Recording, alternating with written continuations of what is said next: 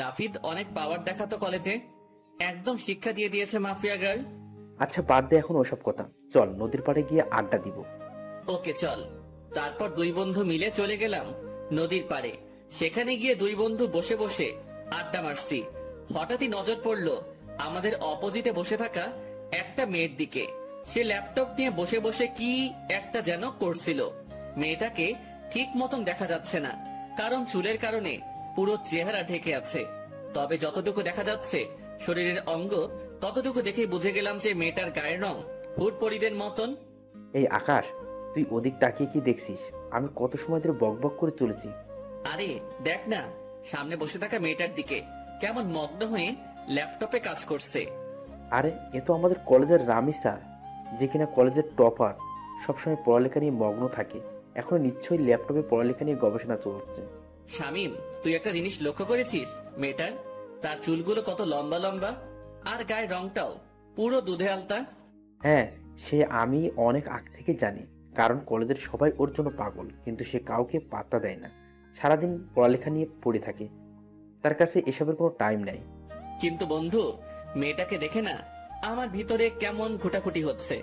মনে হচ্ছে যেন মেয়েটা আমার ভবিষ্যৎ বউ হবে। সেই স্বপ্ন কোনোদিনই পূরণ হবে না তোর, কারণ আমাদের মতো ছাগলের কপালে এসব মেয়ে কখনোই জুটবে না।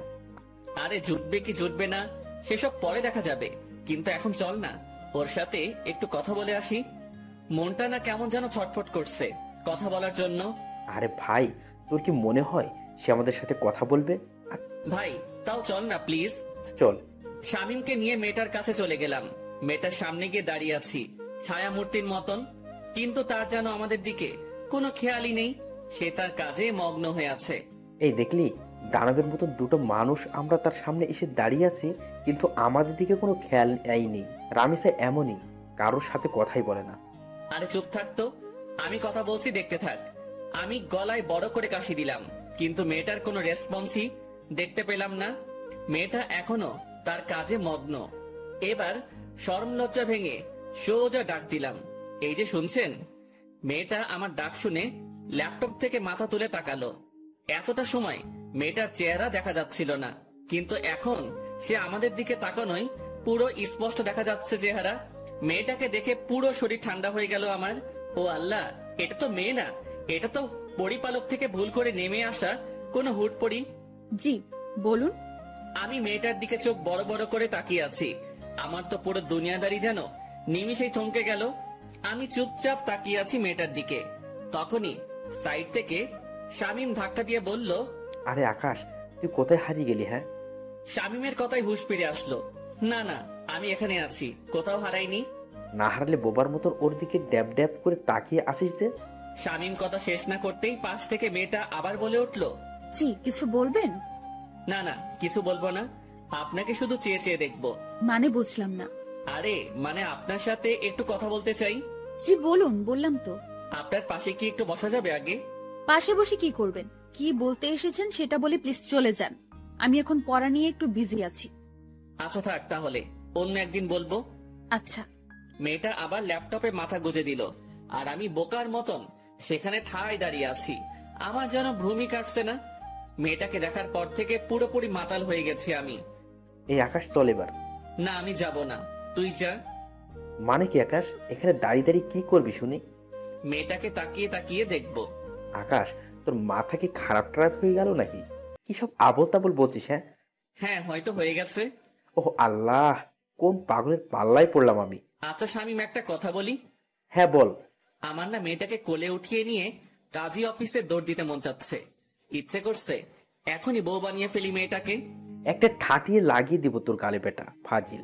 চল তুই এখান থেকে। শামিম আকাশকে টেনে সেখান থেকে নিয়ে আসলো। শামিম, এমনটা না করলেও পারতিস, আর একটু দেখতে দিলে কি হতো মেয়েটাকে।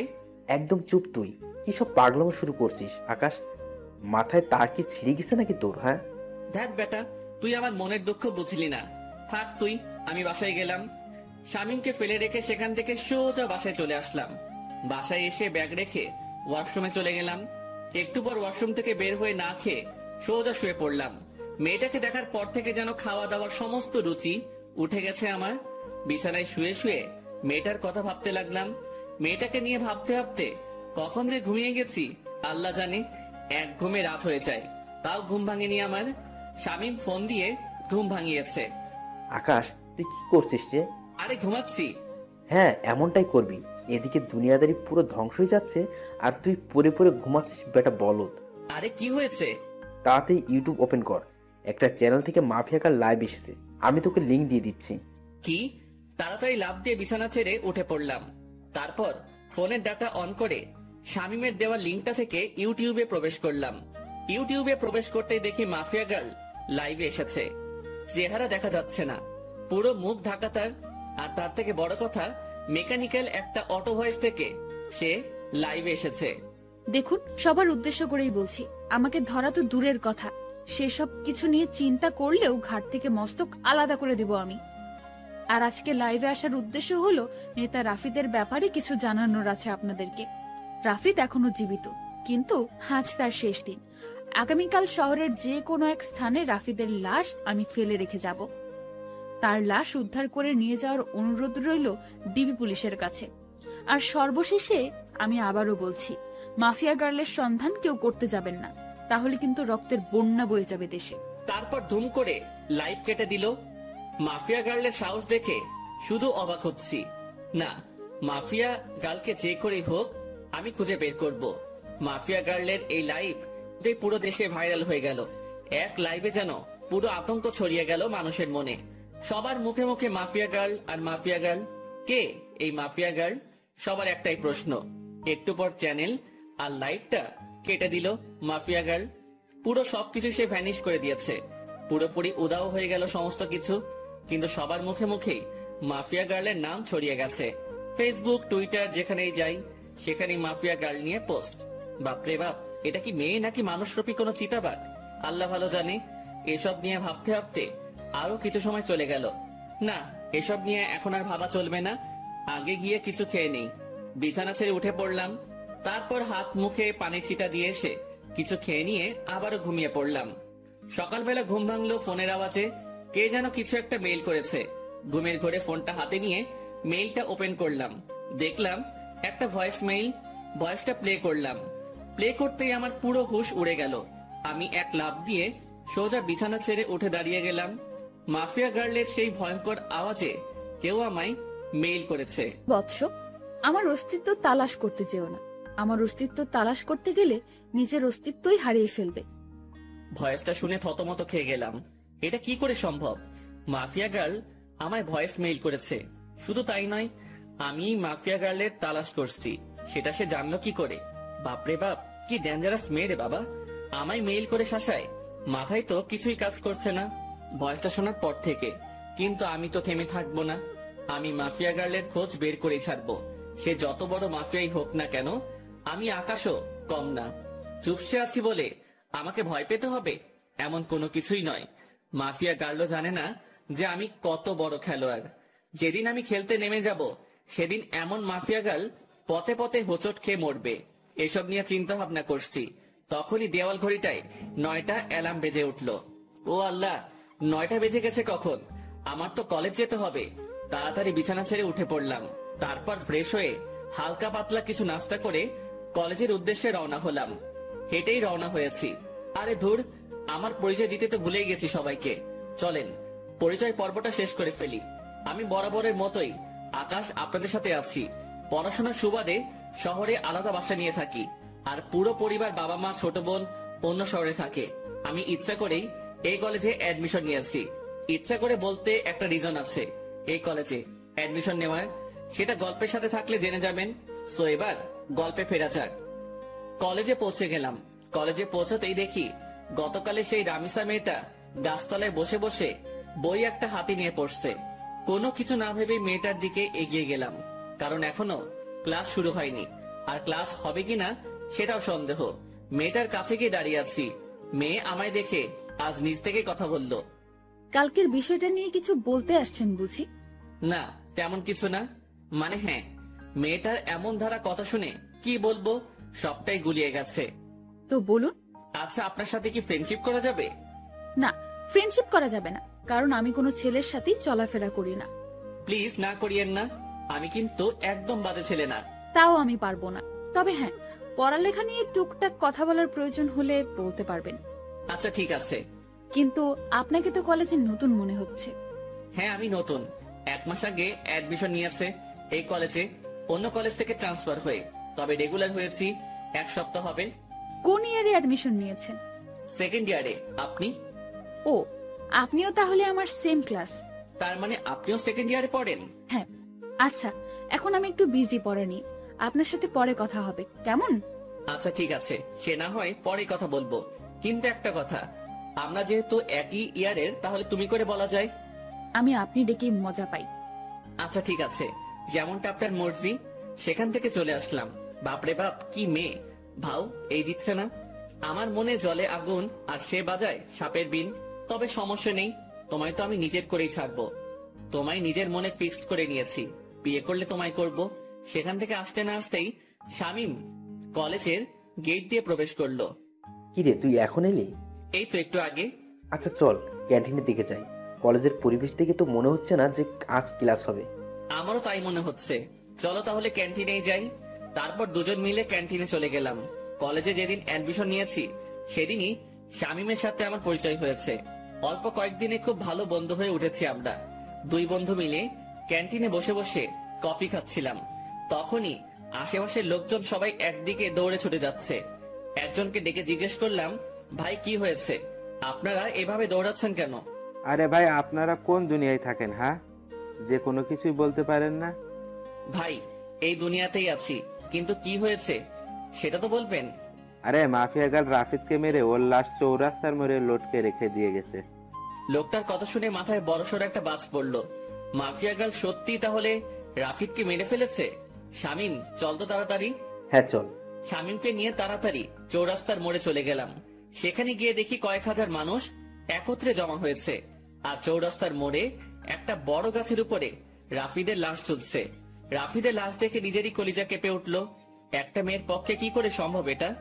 একটা মেয়ে শহরের নাম করা নেতাকে এমন বিভৎস ভাবে মারলো যে দেখে বিশ্বাসই হচ্ছে না। চুপচাপ সেখানে নীরব দর্শকের মতন দাঁড়িয়ে আছি। ডিবি পুলিশ রাফিদের লাশ গাছ থেকে নামাচ্ছে। রাফিদের সারা শরীরে স্পট। মানুষজনকে ঠেলে ডিবি পুলিশের দিকে এগিয়ে গেলাম। ডিবি পুলিশ রাফিদের লাশ মাটিতে নামালো। তাকে মাটিতে নামিয়ে শরীরের তল্লাশি চালিয়ে দেখে রাফিদের পকেটে একটা চিঠি, যেটাতে লেখা আছে, আজ দুপুর 3টায় আমি কালকের ন্যায় লাইভে আসবো, সবাই তৈরি থাকেন ধামাকার জন্য। মাফিয়া গার্লের চিঠি পড়ে সবার চোখ কপালে উঠে গেল। কি করতে যাচ্ছে মাফিয়া গার্ল?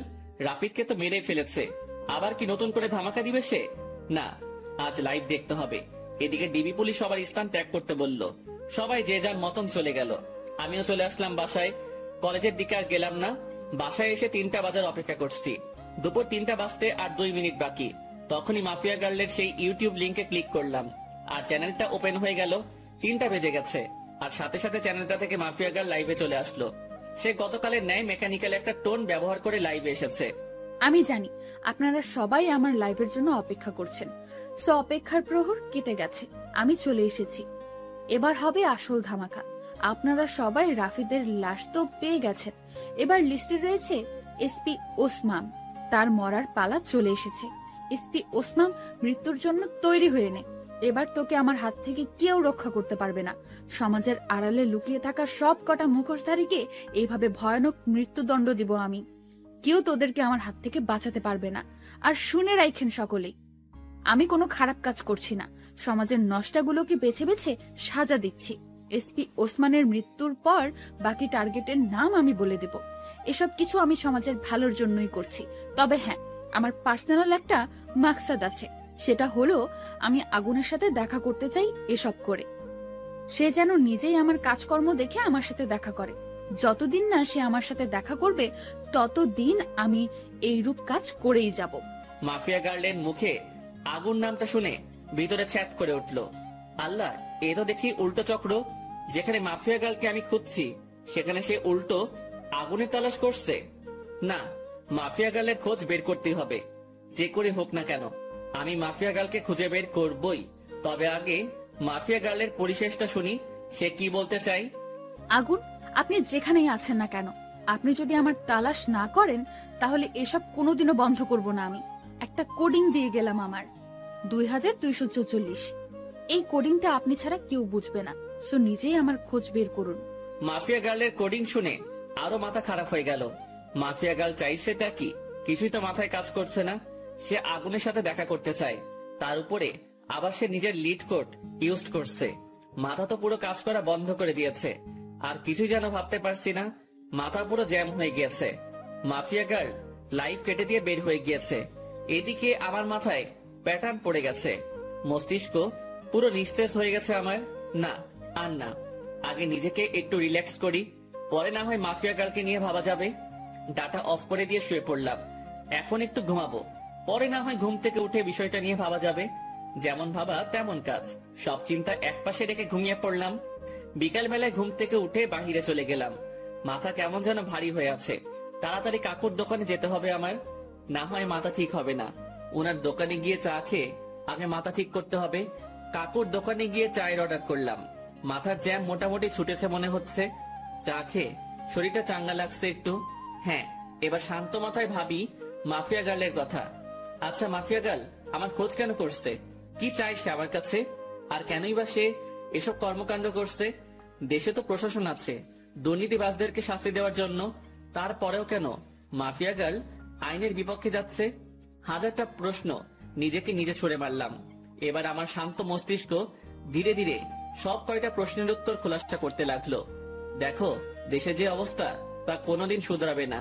একটার পর একটা দুর্নীতিবাজ পয়দা হয়ে যাবে, কখনো তাদেরকে থামানো যাবে না। নিজের মনের উত্তরের সাথে মাফিয়া গার্লের কর্মকাণ্ডের জাজমেন্ট করলাম। পরিশেষে যা বুঝতে পেলাম, হ্যাঁ, মাফিয়া গার্ল একদিকে ঠিকই করছে, তাদের শাস্তি হয় না, সে তাদেরকে শান্তি দিচ্ছে। এমন একটা মানুষের এই অভাব ছিল দেশে, কিন্তু একটা জিনিসের উত্তর কোনোভাবেই পেলাম না। মাফিয়া গার্ল আমার খোঁজ করছে কেন? কি চায় সে আমার কাছে? এটার উত্তর আমার জানতেই হবে। তবে তার জন্য মাফিয়া গার্লকে দরকার আমার। হ্যাঁ, মাফিয়া গার্লকে দরকার আমার। মাফিয়া গার্ল, তুমি অপেক্ষায় থাকো, জলদি দেখা হচ্ছে তোমার সাথে। কাকুর দোকান থেকে উঠে চলে এলাম। ভিতরে খালি একটা জিনিসই কাজ করছে, মাফিয়া গার্লের খোঁজ বের করা। হ্যাঁ, সেটা আমি অতি শীঘ্রই বের করে ফেলবো। তারপর হবে আসল খেলা। যদি অসাধু কোনো মতলব থাকে আগুনকে নিয়ে মাফিয়া গার্লের, তখন মাফিয়া গার্ল বুঝতে পারবে যে কত ধানে কত চাল। আগুনও কোনো ফেলনার জিনিস না, সেটা সে তখন হারে হারে টের পাবে। তবে তার একটা হেস্তনেস্ত করবই আমি। সে আগুনকে হয়রানি করিয়েছে। সে জানে না যে সে আগুন নিয়ে খেলা করছে, যে আগুন বছর 3 আগে জ্বলে উঠেছিল। সেদিন কয়েক শতাধিক মানুষের চোখে মুখে ছিল কান্না, আর আতঙ্কে ছিল পুরো দেশ। আর সে আগুনকে মাফিয়া গার্ল নামক 2 দিনের একটা মেয়ে ফোর্স করে দেখা করার জন্য। এটার মজাটাকে বুঝাবো আমি। এসব নিয়ে ভাবতে ভাবতে বাসায় চলে এলাম। বাসায় এসে কিছু সময় বই নিয়ে ঘাটাঘাটি করে উঠে পড়লাম। তারপর খেয়ে দিয়ে বিছানায় পিঠ এলিয়ে দিলাম। শুয়ে শুয়ে ফেসবুকিং করছি, নিউজ ফিড ঘাটছিলাম। তখনই মাফিয়া গার্লকে নিয়ে একটা পোস্ট সামনে এলো। কে যেন গ্রুপে মাফিয়া গার্লকে নিয়ে পোস্ট করেছে। পোস্টের ক্যাপশনে লেখা, mafia girl is the best women in the world. ইস, আমিও যদি মাফিয়া গার্লের মতন হতে পারতাম। পোস্টটা দেখে একটা রিয়াকশন মনে পড়লো, বাবা গো বাবা, টুরু লাভ। আরে বেটা, তোর যদি এতই মাফিয়া গার্লের মতন হওয়ার ইচ্ছা, তাহলে লিঙ্গ পরিবর্তন করে মাফিয়া গার্লের মতন কাজকর্ম শুরু করলেই পারিস। যত সব বিরক্তিকর পোস্ট, মাথা পুরো বিগড়ে যাচ্ছে মানুষের আহ্লাদ দেখে।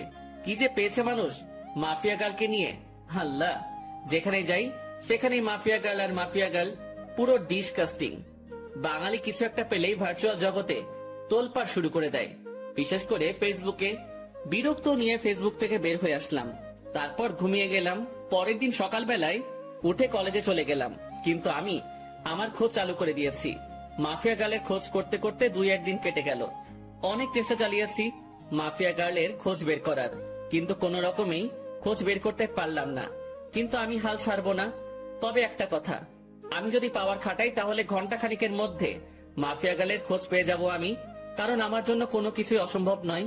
আমি সেই খতরনাক খেলাড়ি যে কিনা অনেক বড় বড় মাপের মানুষের হাল খারাপ করে দিয়েছি। আমি সেই আগুন। আমি একবার হাতের ইশারা করলেই মাফিয়া গার্লকে আমার সামনে নিয়ে চলে আসবে আমার ছেলে পেলে। কিন্তু আমি চাই না পাওয়ার খাটাতে। আমি চাই নিজের বলে ওকে বের করব। আর তাছাড়া পাওয়ার খাটাতে গেলে আমার অতীত সামনে চলে আসবে। কিন্তু আমি চাই না আমার অতীত সামনে আসুক। তাই চুপিসারে খোঁজ চালাতে থাকলাম। এভাবে আরো কয়েকটা দিন কেটে গেল। আমি মাফিয়া গার্লের খোঁজ চালু রাখলাম। এখনো তাকে বের করতে পারিনি। তবে হঠাৎ একদিন আরেকটা ভয়ঙ্কর ঘটনা সামনে এলো। মাফিয়া গার্ল সেই এসপি কে মেরে ফেলেছে। শুধু তাই নয়, রাফিদের থেকে বিভৎসভাবে মেরেছে তাকে। এসপি কে মেরে তার যৌনাঙ্গ কেটে মুখের সাথে সেলাই করে দিয়ে কারেন্টের খাম্বায় লটকে রেখেছে। সাথে গলার মধ্যে একটা নেম প্লেট ঝুলিয়ে দিয়েছে, যাতে লেখা আছে, আমি এসপি এনামুল, দুর্নীতির জন্য আজ আমার এমন ভয়াবহ মৃত্যু হয়েছে। এবার তো আরো আতঙ্ক ছড়িয়ে গেল। আগেরবার রাফিদ, এবার প্রশাসনিক কর্মকর্তা। এমন কর্মকাণ্ড করে মাফিয়া গার্ল এবার আরো ভাইরাল হয়ে গেল দেশে। এদিকে আমার মাথায় তো বাজ পড়েছে মতন অবস্থা। না, এবার আর চুপ থাকবো না। মাফিয়া গার্লকে এবার টেনে হেসড়ে বের করে আনবো আড়াল থেকে। আমি এসব নিয়ে ভাবছিলাম, তখনই শামীমের ফোন। কিরে তুই কই রে? চৌরাস্তার মোড়। কেন? রামিসা তোর খোঁজ করছে, তাড়াতাড়ি কলেজ যাই। হঠাৎ রামিসা আমার খোঁজ করলো কেন? তা আমি জানবো কি করি? তুই কলেজে এসে ওর খোঁজ জেনে নে, সে কেন তোর খোঁজ করছে। ওকে, আমি আসছি। ফোনটা রেখে দিয়ে কলেজের উদ্দেশ্যে রওনা দিলাম। আজ 2 দিন কলেজে যাওয়া হচ্ছে না, কারণ শরীর একটু অসুস্থ। তার থেকে বড় কথা, মাফিয়া গার্লের খোঁজ করছি আমি। কিন্তু এখন শামীম ফোন দিয়ে যেতে বলল। তাড়াতাড়ি কলেজে চলে গেলাম। কিরে, রামিসা কই? ওই যে ওই দিকটাতে বসে আছে। আচ্ছা, আমি দেখে আসছি কেন ডেকেছে সে। শামীমকে রেখে রামিসার কাছে চলে গেলাম। এই যে, কেন খোঁজ করেছো আমায়? কেন, আপনি জানেন না? আমি জানবো কি করে যে তুমি আমার কেন খোঁজ করেছো? আমাকে একটা অ্যাসাইনমেন্ট দেখিয়ে দিতে বলেছিলেন যে, মনে নেই? সেটা আমি করে এনেছি বাসা থেকে। Oh my God, Ramisa, sorry sorry sorry. আমি আসলে সত্যিই ভুলে গিয়েছিলাম জিনিসটা। পাঠকটা হয়তো ভাবছেন যে তাকে আমি কখন অ্যাসাইনমেন্ট দেখিয়ে দিতে বলেছি, আর তার সাথে আমার কথা হলো কি করে। আসলে হলো যে সে আমায় যখন বলেছে পড়াশোনার বিষয় নিয়ে চাইলে বন্ধুত্ব করতে পারে সে, তারপর তার সাথে আমি সেই রূপ বন্ধুত্ব করি। কারণ কোনো কিছু হতে হলে তার সাথে আগে মিশতে হবে আমাকে। তাই আমি পড়াশোনার বাহানা দিয়ে তার সাথে মিশেছি। অনেক কষ্ট হয়েছে তার সাথে মিশতে। শুরুতে তো রাজি হয়নি, পরে পড়াশোনার বুঝিয়ে নেওয়ার বাহানা করে মিশেছি। এই যে কি হলো, চুপ হয়ে গেলেন যে? আরে না, তেমন কিছু না। আচ্ছা নেন খাতাটা, এটার মধ্যে আমি করে দিয়েছি। অনেক অনেক ধন্যবাদ রামিসা। তারপর রামিসার হাত থেকে খাতাটা নিলাম, কিন্তু হঠাৎ চোখ গেল তার হাতের আঙুলের দিকে। আঙুলের পাশে একটা সামান্য করে কালো দাগ, যেই দাগটা আমার মোটামুটি পরিচিত। কার হাত যেন দেখেছি আমি এমন একটা কালো দাগ। দেবাঙ্গে প্রেসার দিলাম, তখনই মনে পড়লো মাফিয়া গার্ল যখন লাইভে এসেছিল তখন তার হাতেও এমন একটা কালো দাগ ছিল। যদিও তার চেহারা কালো কাপড়ে ঢাকা ছিল, কিন্তু আঙুলের পাশের কালো দাগটা স্পষ্ট দেখা গিয়েছিল। মাথা পুরো চক্কর দিয়ে উঠলো জিনিসটা ভাবতেই। তার মানে কি এই রামিসাই সেই মাফিয়া গার্ল? ভিতরে ভিতরে কৌতূহল কাজ করছে একটা। না, কৌতূহল আর পুষে রাখবো না। সোজা রামিসাকে জিজ্ঞেস করলাম, রামিসা, তোমার হাতে ওটা কিসের দাগ? রামিসা আকাশের কথা শুনে থতমত খেয়ে যায়। কিসের দাগ? হাতের আঙুলের পাশে একটা কালো দাগ দেখলাম। আমি সেটার কথা বলছি। আমার কথা শুনে রামিসা কেমন যেন ঘাবড়ে গেল। না না, ওটা কিছু না, এমনিতেই চোট লেগেছিল ছোট থাকতে আমার, তখন এই আঙ্গুলের পাশে কালো স্পটটা পড়েছে। ও, কিন্তু দাগটা না আমার বেশ পরিচিত। আরে কি বলছেন এসব? হ্যাঁ, আমার হাতের স্পট আপনার পরিচিত হবে কি করে? আপনার কি মাথা গেছে নাকি? হ্যাঁ না, মাথা যায়নি। আচ্ছা থাক, বাদ দাও এখন এসব কথা। এখন ওঠা যাক, কারণ অ্যাসাইনমেন্ট করে দিয়েছো, সেটা বাসায় গিয়ে খাতায় উঠাতে হবে। আচ্ছা ঠিক আছে, আপনি যান, আমি আরো কিছু সময় এখানেই বসে পড়বো। আচ্ছা। তারপর সেখান থেকে চলে এলাম, কিন্তু মনের ভিতর কেমন যেন একটা খটকা লাগছে। মাফিয়া গার্লের হাতে যেমন কালো দাগ, ঠিক তেমন কালো দাগ রামিসার হাতে। এটা কি করে সম্ভব? আর তাছাড়া রামিসার সাথে কথা বলার সময় লক্ষ্য করেছি সে কেমন যেন ঘাবড়েছিল। সে যদি সত্যি মাফিয়া গার্ল না হয় তাহলে ঘাবড়েছিল কেন? দূর, মাথায় কিছুই কাজ করছে না। না, এসব নিয়ে আর ভাবতে পারছি না। এবার আড়াল থেকেই মাফিয়া গার্লের তালাশ করব। এসব নিয়ে ভাবতে ভাবতে হাঁটছিলাম, তখনই শামীম ডাক দিল। সে আমার জন্য গেটের সামনে দাঁড়িয়ে অপেক্ষা করছিল। কি রে, কেন ডেকেছে রামিসা তোকে? আরে, অ্যাসাইনমেন্ট করার কাজে সাহায্য চেয়েছিলাম, সে সেটা বাসা থেকে করে এনেছে আমার জন্য, সেটাই দিতে ডেকেছিল। ও ভালো, কিন্তু আকাশ, আমার না একটা জিনিস খটকা লাগে। মেয়েটা কেমন যেন অদ্ভুত, কেমন সারাদিন পড়ালেখা নিয়ে ডুবে থাকে, কারোর সাথে তেমন মেশে না, সবসময় একা একা থাকে। কিন্তু এটার রিজন কি? এটার পিছনে হয়তো বড় কোনো রহস্য লুকিয়ে আছে। কারণ দেখ, যারা সবসময় চুপচাপ থাকে তারাই কিন্তু পরবর্তীতে গিয়ে ক্রিমিনাল বের হয়। হ্যাঁ, আমারও খটকা লাগে জিনিসটা নিয়ে, তবে আমরা পজিটিভ ভাবে নিলেই পারি। হয়তোবা সে জীবনে অনেক বড় ধাক্কা খেয়েছে, তাই এমন নিশ্চুপ হয়ে গেছে। হ্যাঁ, হতেই পারে। আচ্ছা ছাড় এখন এসব কথা, চল বাসার দিকে রওনা দিই। ওকে চল। শামীমের সাথে কথা বলে বাসায় চলে গেলাম। সে তার বাসায় গিয়েছে, আর আমি আমার বাসায়। বাসায় এসে ফ্রেশ হয়ে খেয়ে নিলাম। হোটেলের বয় এসে খাবার রেখে দিয়ে চলে গেছে। খেয়ে দিয়ে বিছানায় গায়ে দিয়ে দিলাম। ফোনটা হাতে নিয়ে ডাটা অন করলাম। ফেসবুকিং করব একটু, কিন্তু অবাক কাণ্ডটা তখনই ঘটলো যখন আমি ফেসবুক অ্যাপসটাতে প্রবেশ করলাম। আমার ফেসবুক অ্যাকাউন্ট অন্য কেউ কন্ট্রোলে নিয়ে নিয়েছে, তবে আমি ফেসবুকে প্রবেশ করলাম ইজিলি ভাবে। আমার অ্যাকাউন্ট অন্য কারো কন্ট্রোলে, সেটা শিওর হলাম মেসেঞ্জার দেখে। আমার নিজের ইনবক্সে অটোমেটিক মেসেজ আসছে। কি রে, অনেক উড়াউড়ি করছিস মনে হয়। মানে বুঝলাম না, আপনি কে আর আমার আইডি কেন হ্যাক করেছেন? আমি কে সেটা আমার কথা শুনেই বুঝে যাবি। আর আইডি হ্যাক করেছি তোর 12টা বাজাতে। মানে আমি আপনার কি ক্ষতি করেছি যে আপনি আমার 12টা বাজাতে আমার আইডি হ্যাক করেছেন? তুই আমার পিছু কেন লেগেছিস? কি মনে করিস তুই নিজেকে? হ্যাঁ, লুকিয়ে খুঁজে বের করে ফেলবি? এত সহজ সবকিছু? কথা শুনে বুঝতে বাকি নাই যে মাফিয়া গার্ল আমার অ্যাকাউন্ট হ্যাক করে নিজের আয়ত্তে নিয়ে নিয়েছে। তাড়াতাড়ি সেটিংসে চলে গেলাম। সেখানে গিয়ে ইনফরমেশন চেক করে দেখি আমার সমস্ত কিছু মাফিয়া গার্ল পরিবর্তন করে ফেলেছে। নাম্বার, জিমেল সবকিছু পরিবর্তন করে নিজের মেইল বসিয়ে দিয়েছে। আরে সেটিং এ গিয়ে কোনো লাভ নাই, সবকিছু আমার আয়ত্তে। তোর অ্যাকাউন্ট পুরোপুরি ভাবে হ্যাক করে নিয়েছি আমি। তাহলে আমি আইডিতে প্রবেশ করলাম কি করে? আমি চেয়েছি তাই তুই প্রবেশ করতে পেরেছিস, কারণ আমি সবকিছু পরিবর্তন করলেও CLI লগ আউট মারিনি, তাই তুই প্রবেশ করতে পেরেছিস। মানেননি কেন? কারণ আমি চেয়েছিলাম তোর সাথে কথা বলবো, তাই তোর আইডি আয়ত্তে নিয়ে তোর নিজের ইনবক্সে তোর সাথে কথা বলছি। এত ওরা ভালো না, মাথায় রাখবেন। যেই পাখির ডানা বেশি বড় হয়ে যায় সেই পাখির উঠতে সমস্যা হয়। উঠছিস তো তুই নিজে, তুই আমার খোঁজ করতে উঠে পড়ে কেন লেগেছিস? কি মরার শখ গজিয়েছে? অসাধারণ জোকস, হাসি আসলো আপনার কথা শুনে। হাসি বের করে দিব, টেনশন নিস না। মরার জন্য এত উতাল পাতাল হচ্ছিস তো, সেই শখ আমি পূরণ করে দেব। সবে মাত্র অ্যাকাউন্ট হ্যাক করেছি, আর একটু ধৈর্য ধর, তারপর তুই নিজেই হ্যাক হয়ে যাবি। এই জোকসটা আরো সেরা ছিল, তবে আমার একটু হাসি আসেনি এবার, কারণ এমন আবাল সাবাল আমি গুনি না। আর আপনি যত বড় মাফিয়া হন না কেন, সেসব আমার দেখার বিষয় না। সো আমার ভয় দেখাতে আসিয়েন না। আপনার মতন অনেক বড় বড় খিলাড়ি দেখেছি আমি। সো ফাও ফাও পাগলামো না করে নিজের মতন থাকেন, না হয় নিজের বিপদ নিজেই ডেকে আনবেন। তুই মনে হয় আমার সম্পর্কে ভালো করে না জেনে কথা বলছিস। আপনার সম্পর্কে না জেনে কথা বলছি না, বরং আপনি আমার সম্পর্কে না জেনে কথা বলছেন। শুনেন, কারোর সাথে পাঙ্গা নেওয়ার আগে দেখে শুনে নিবেন, না হয় পরে দেখা যাবে বিপরীত পক্ষ বাপ লেভেলের মানুষ।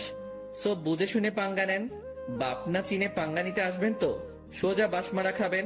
হারামির বাচ্চা, তুই সত্যিই মরবি। মাফিয়া গার্লের সাথে বেয়াদবি করার ফল তুই পাবি। তোর প্রথম সাজা স্বরূপ আইডিটা চিরতরে পাবি না, বাকি তোকে পরে আমি সাইজ করব। এতটা সময় ভালো করে কথা বলেছি, কিন্তু এখন আর না। তুইও শুনে রাখ, বাপ না চিনে আবলামি করার কারণে কিক দিয়ে সোজা দুনিয়া ছাড়া করবো তোকে। আর কি বলি তুই, আমার ফেসবুক অ্যাকাউন্ট আমি আর পাবো না? তাহলে চ্যালেঞ্জ দিয়ে বললাম, 10 মিনিটে তোর থেকে ফেসবুক অ্যাকাউন্ট আমি আমার কন্ট্রোলে নিব। দেখি পারলে আমায় আটকে দেখা। রেগে মেগে মোবাইলটা ছুঁড়ে মারলাম। তারপর বিছানা ছেড়ে উঠে গিয়ে টেবিলের উপরে থাকা ল্যাপটপটা ওপেন করে অটো কোডিং দিয়ে ফেসবুকটা ফিরিয়ে আনলাম। এটা করতে পুরোপুরি 10 মিনিটও লাগেনি। আবার মাফিয়া গার্ল আমার সাথে টক্কর দিতে আসে। তারপর ফেসবুকটাকে সিকিউরিটি করে বের হয়ে আসলাম। কোনোদিন যদি মাফিয়া গার্লকে সামনে পাই, গাল দুটো লাল করে দিব সোজা। অ্যাকাউন্ট সিকিউরিটি করে আবারও শুয়ে পড়লাম। এবারে শোয়াতে কখন যে ঘুমিয়ে গেছি তা বলতে পারবো না। বিকালবেলায় শামীম ফোন দিয়ে ঘুম ভাঙায়। আকাশ, চল আজ কোথাও গিয়ে ঘুরে আসি। বেটা ঘুম থেকে তুলে বলেছিস ঘুরতে যেতে? কত আরামের ঘুমটাই না গিয়েছিলাম। এই রাখ তোর ঘুম, 10 মিনিটের মধ্যে তামান্না আবাসিকের সামনে আসবে। শালা গরু, ঘুমটাই মাটি করে দিয়েছিস পুরো। ওকে দাঁড়া, আসছি। তারপর ফোন রেখে দিয়ে গায়ে শার্ট লাগিয়ে নিলাম। তারপর জায়গা মতন চলে গেলাম। সেখানে গিয়ে দেখি শামীম আগে থেকে হাজির। বাহ, মহারাজ এসেছেন। তোর বেটা, শান্তির ঘুমটা শেষ করলি আমার। হ্যাঁ, তোমার শান্তির ঘুম এই খালি নষ্ট করে মানুষ। বেলা বাজে কয়টা আর তুমি পড়ে পড়ে ঘুমাও? গরু দামড়া পাঠা, বউ জুটবে না তোর। ওকে, না জুটলে নাই, চল এখন ঘুরে আসি। ওকে চল। তারপর দুজন মিলে ঘুরতে চলে গেলাম। অনেক রাত পর্যন্ত দুজন মিলে ঘোরাঘুরি করেছি, রেস্টুরেন্টেও খেয়েছি। সমস্ত বিল শামীম দিয়েছে। রাত বাজে 10টা। ঘোরাঘুরি শেষ করে দুজন দুজনের বাসায় চলে এলাম। বাসায় এসে হাত মুখ ধুয়ে ফ্রেশ হয়ে শুয়ে পড়লাম। শরীর অনেক ক্লান্ত, তাই শুতেই ঘুমিয়ে গেছি। সকালবেলায় ঘুম থেকে উঠে রেডি হয়ে কলেজে চলে গেলাম। কলেজে গিয়ে দেখি গেটের মধ্যে রামিসা দাঁড়িয়ে আছে। সে আমাকে দেখতে পেয়ে, যাক, ভালোই হয়েছে, চলেন আমার সাথে, আমার কিছু কথা আছে। বাহ, আজ সূর্য কোন দিকে উঠেছে। আচ্ছা চলো। দুজনে একপাশে চলে গেলাম। হ্যাঁ, এবার বলো। আমি আপনার সাথে বন্ধুত্ব করতে চাই। রামিসার কথা শুনে সত্যি মনে হচ্ছে সূর্য আজ উল্টো দিকে ধরে উঠেছে। এই এই, কি হয়েছে বলো তো? তুমি আজ নিজ থেকে আমার সাথে ফ্রেন্ডশিপ করতে চাইছো, কারণ কি? তুমি তো পড়ার বিষয় ছাড়া কোনো কিছু নিয়ে কথা বলতে বারণ করেছো। দেখুন, আসলে আমার জীবনে অনেক বড় একটা ধাক্কা খেয়েছি আমি, তাই কাউকেই আর বিশ্বাস করতে পারি না আমি। অনেক ভয় হয় আমার, কিন্তু আপনাকে আমার অনেক বিশ্বাস হয়, তাই আমি আপনার সাথে বন্ধুত্ব করতে চাই। কি নিয়ে ধাক্কা খেয়েছো? তা না হয় পরে কোনো একদিন বলবো না। এখন কি বন্ধুত্ব করবেন আমার সাথে? আচ্ছা। আচ্ছা মানে কি ধরে নিব আমি? বন্ধুত্ব করেছেন? হ্যাঁ, কিন্তু তাহলে তুমি আমায় আপনি বলতে পারবে না, তুমি করে বলতে হবে। ওকে, আপনি বলবো না, তুমি করেই বলবো। রামিসার সাথে বন্ধুত্ব হয়ে কি যে খুশি লাগছে তা বলে বোঝাতে পারবো না, কারণ ভালোবাসার প্রথম ধাপ বন্ধুত্ব। রামিসার সাথে আমার সেটাই হয়েছে। এর মাঝে কয়েকটা দিন কেটে গেছে। ধীরে ধীরে দুজনের বন্ধুত্ব আরো গভীর হয়ে গেল। দুজন দুজনের অনেকটা ক্লোজ চলে এসেছি। সে আমার সাথে বন্ধুর মতোই আচরণ করে, কিন্তু আমার আচরণে তাকে যে আমি ভালোবাসি সেটা তাকে বোঝানোর ট্রাই করি। তবে সবকিছুর ভিড়ে মাফিয়া গার্ল আমার মন থেকে সরেনি। তাকে এখনো খোঁজ করে বেড়াচ্ছি আমি, কিন্তু কোনো খোঁজই পাইনি তার।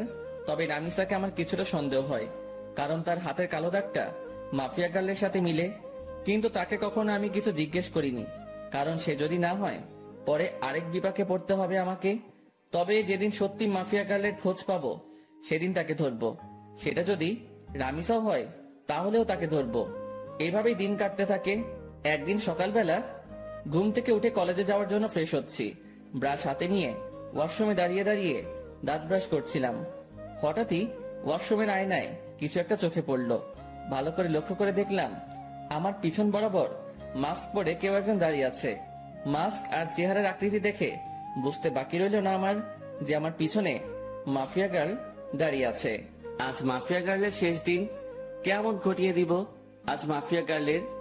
সাথে সাথে ঘাড় ঘুরিয়ে পিছনে তাকালাম, কিন্তু অবাক করা বিষয়, পিছনে কাউকে দেখতে পেলাম না।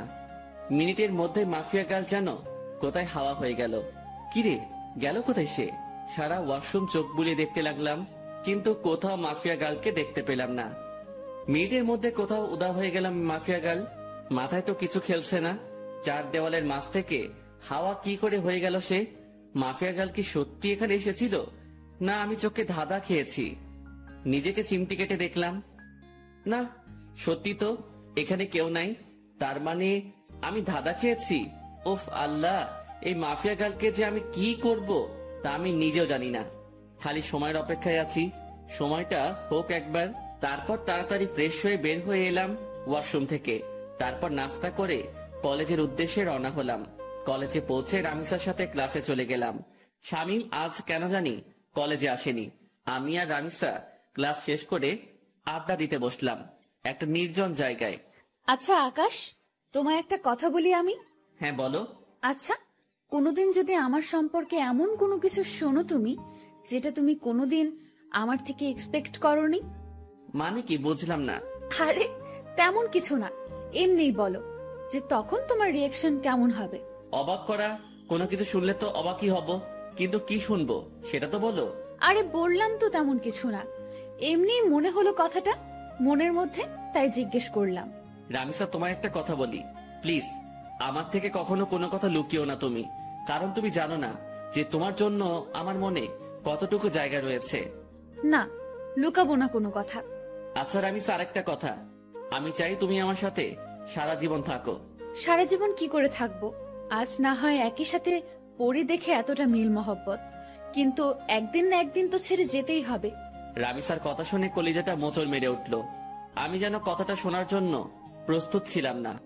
না, যত যাই হোক, রামিসা আমায় ছেড়ে যেতে পারে না। আমি আমার জীবনের বিনিময় হলেও তাকে আটকে রাখবো আমার কাছে। খপ করে রামিসার হাত চেপে ধরলাম। আই আকাশ, কি করছো কি? রামিসা, না, তুমি আমায় ছেড়ে কখনো কোথাও যাবে না। আমি তোমায় কোথাও যেতে দিব না।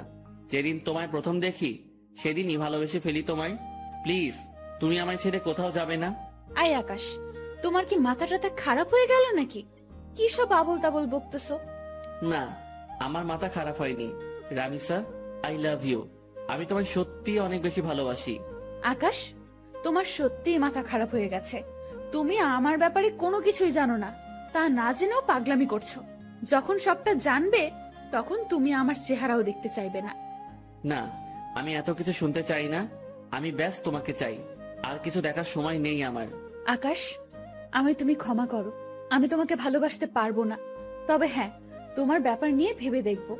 যদি মন থেকে কোনো সাড়া পাই তাহলে হ্যাঁ করব তোমাকে। কিন্তু আমার মনে হয় না যে আমার মন হ্যাঁ করবে, কারণ আমার জীবনের অনেক বড় একটা মাকসাদ আছে। আমার ফোকাস শুধু সেটা নিয়ে।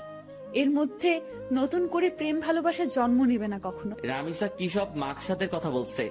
কিন্তু আমার তো তাকে চাই, শুধুই তাকে চাই। না, আমি রামিসাকে নিজের করেই ছাড়বো। সেটা যে কোনো কিছু বিনিময় হোক। দরকার হয় আমার পুরনো রূপ ধারণ করব, তাও আমি রামিসাকে নিজের করে ছাড়বো। রামিসা, তোমার যত সময় লাগে তুমি নাও, তাও প্লিজ আমার তোমাকেই চাই। আকাশ, আমি বললাম তো আমি ভেবে দেখব। প্লিজ এমন পাগলামো করো না। আচ্ছা ঠিক আছে। হ্যাঁ চলো, এবার উঠা যাক। অনেকটা সময় হয়েছে, বাসায় যাওয়া দরকার। হ্যাঁ চলো।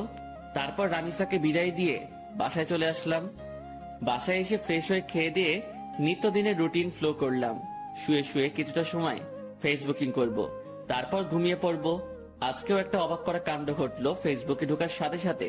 আজকে মাফিয়া গার্ল আমার ফেসবুক অ্যাকাউন্ট হ্যাক করার চেষ্টা করেছে, কিন্তু করতে পারিনি, কারণ আমি টাইট সিকিউরিটি করে রেখেছি। কারোর বাপের সাধ্য নাই যে আমার অ্যাকাউন্ট হ্যাক করবে এখন।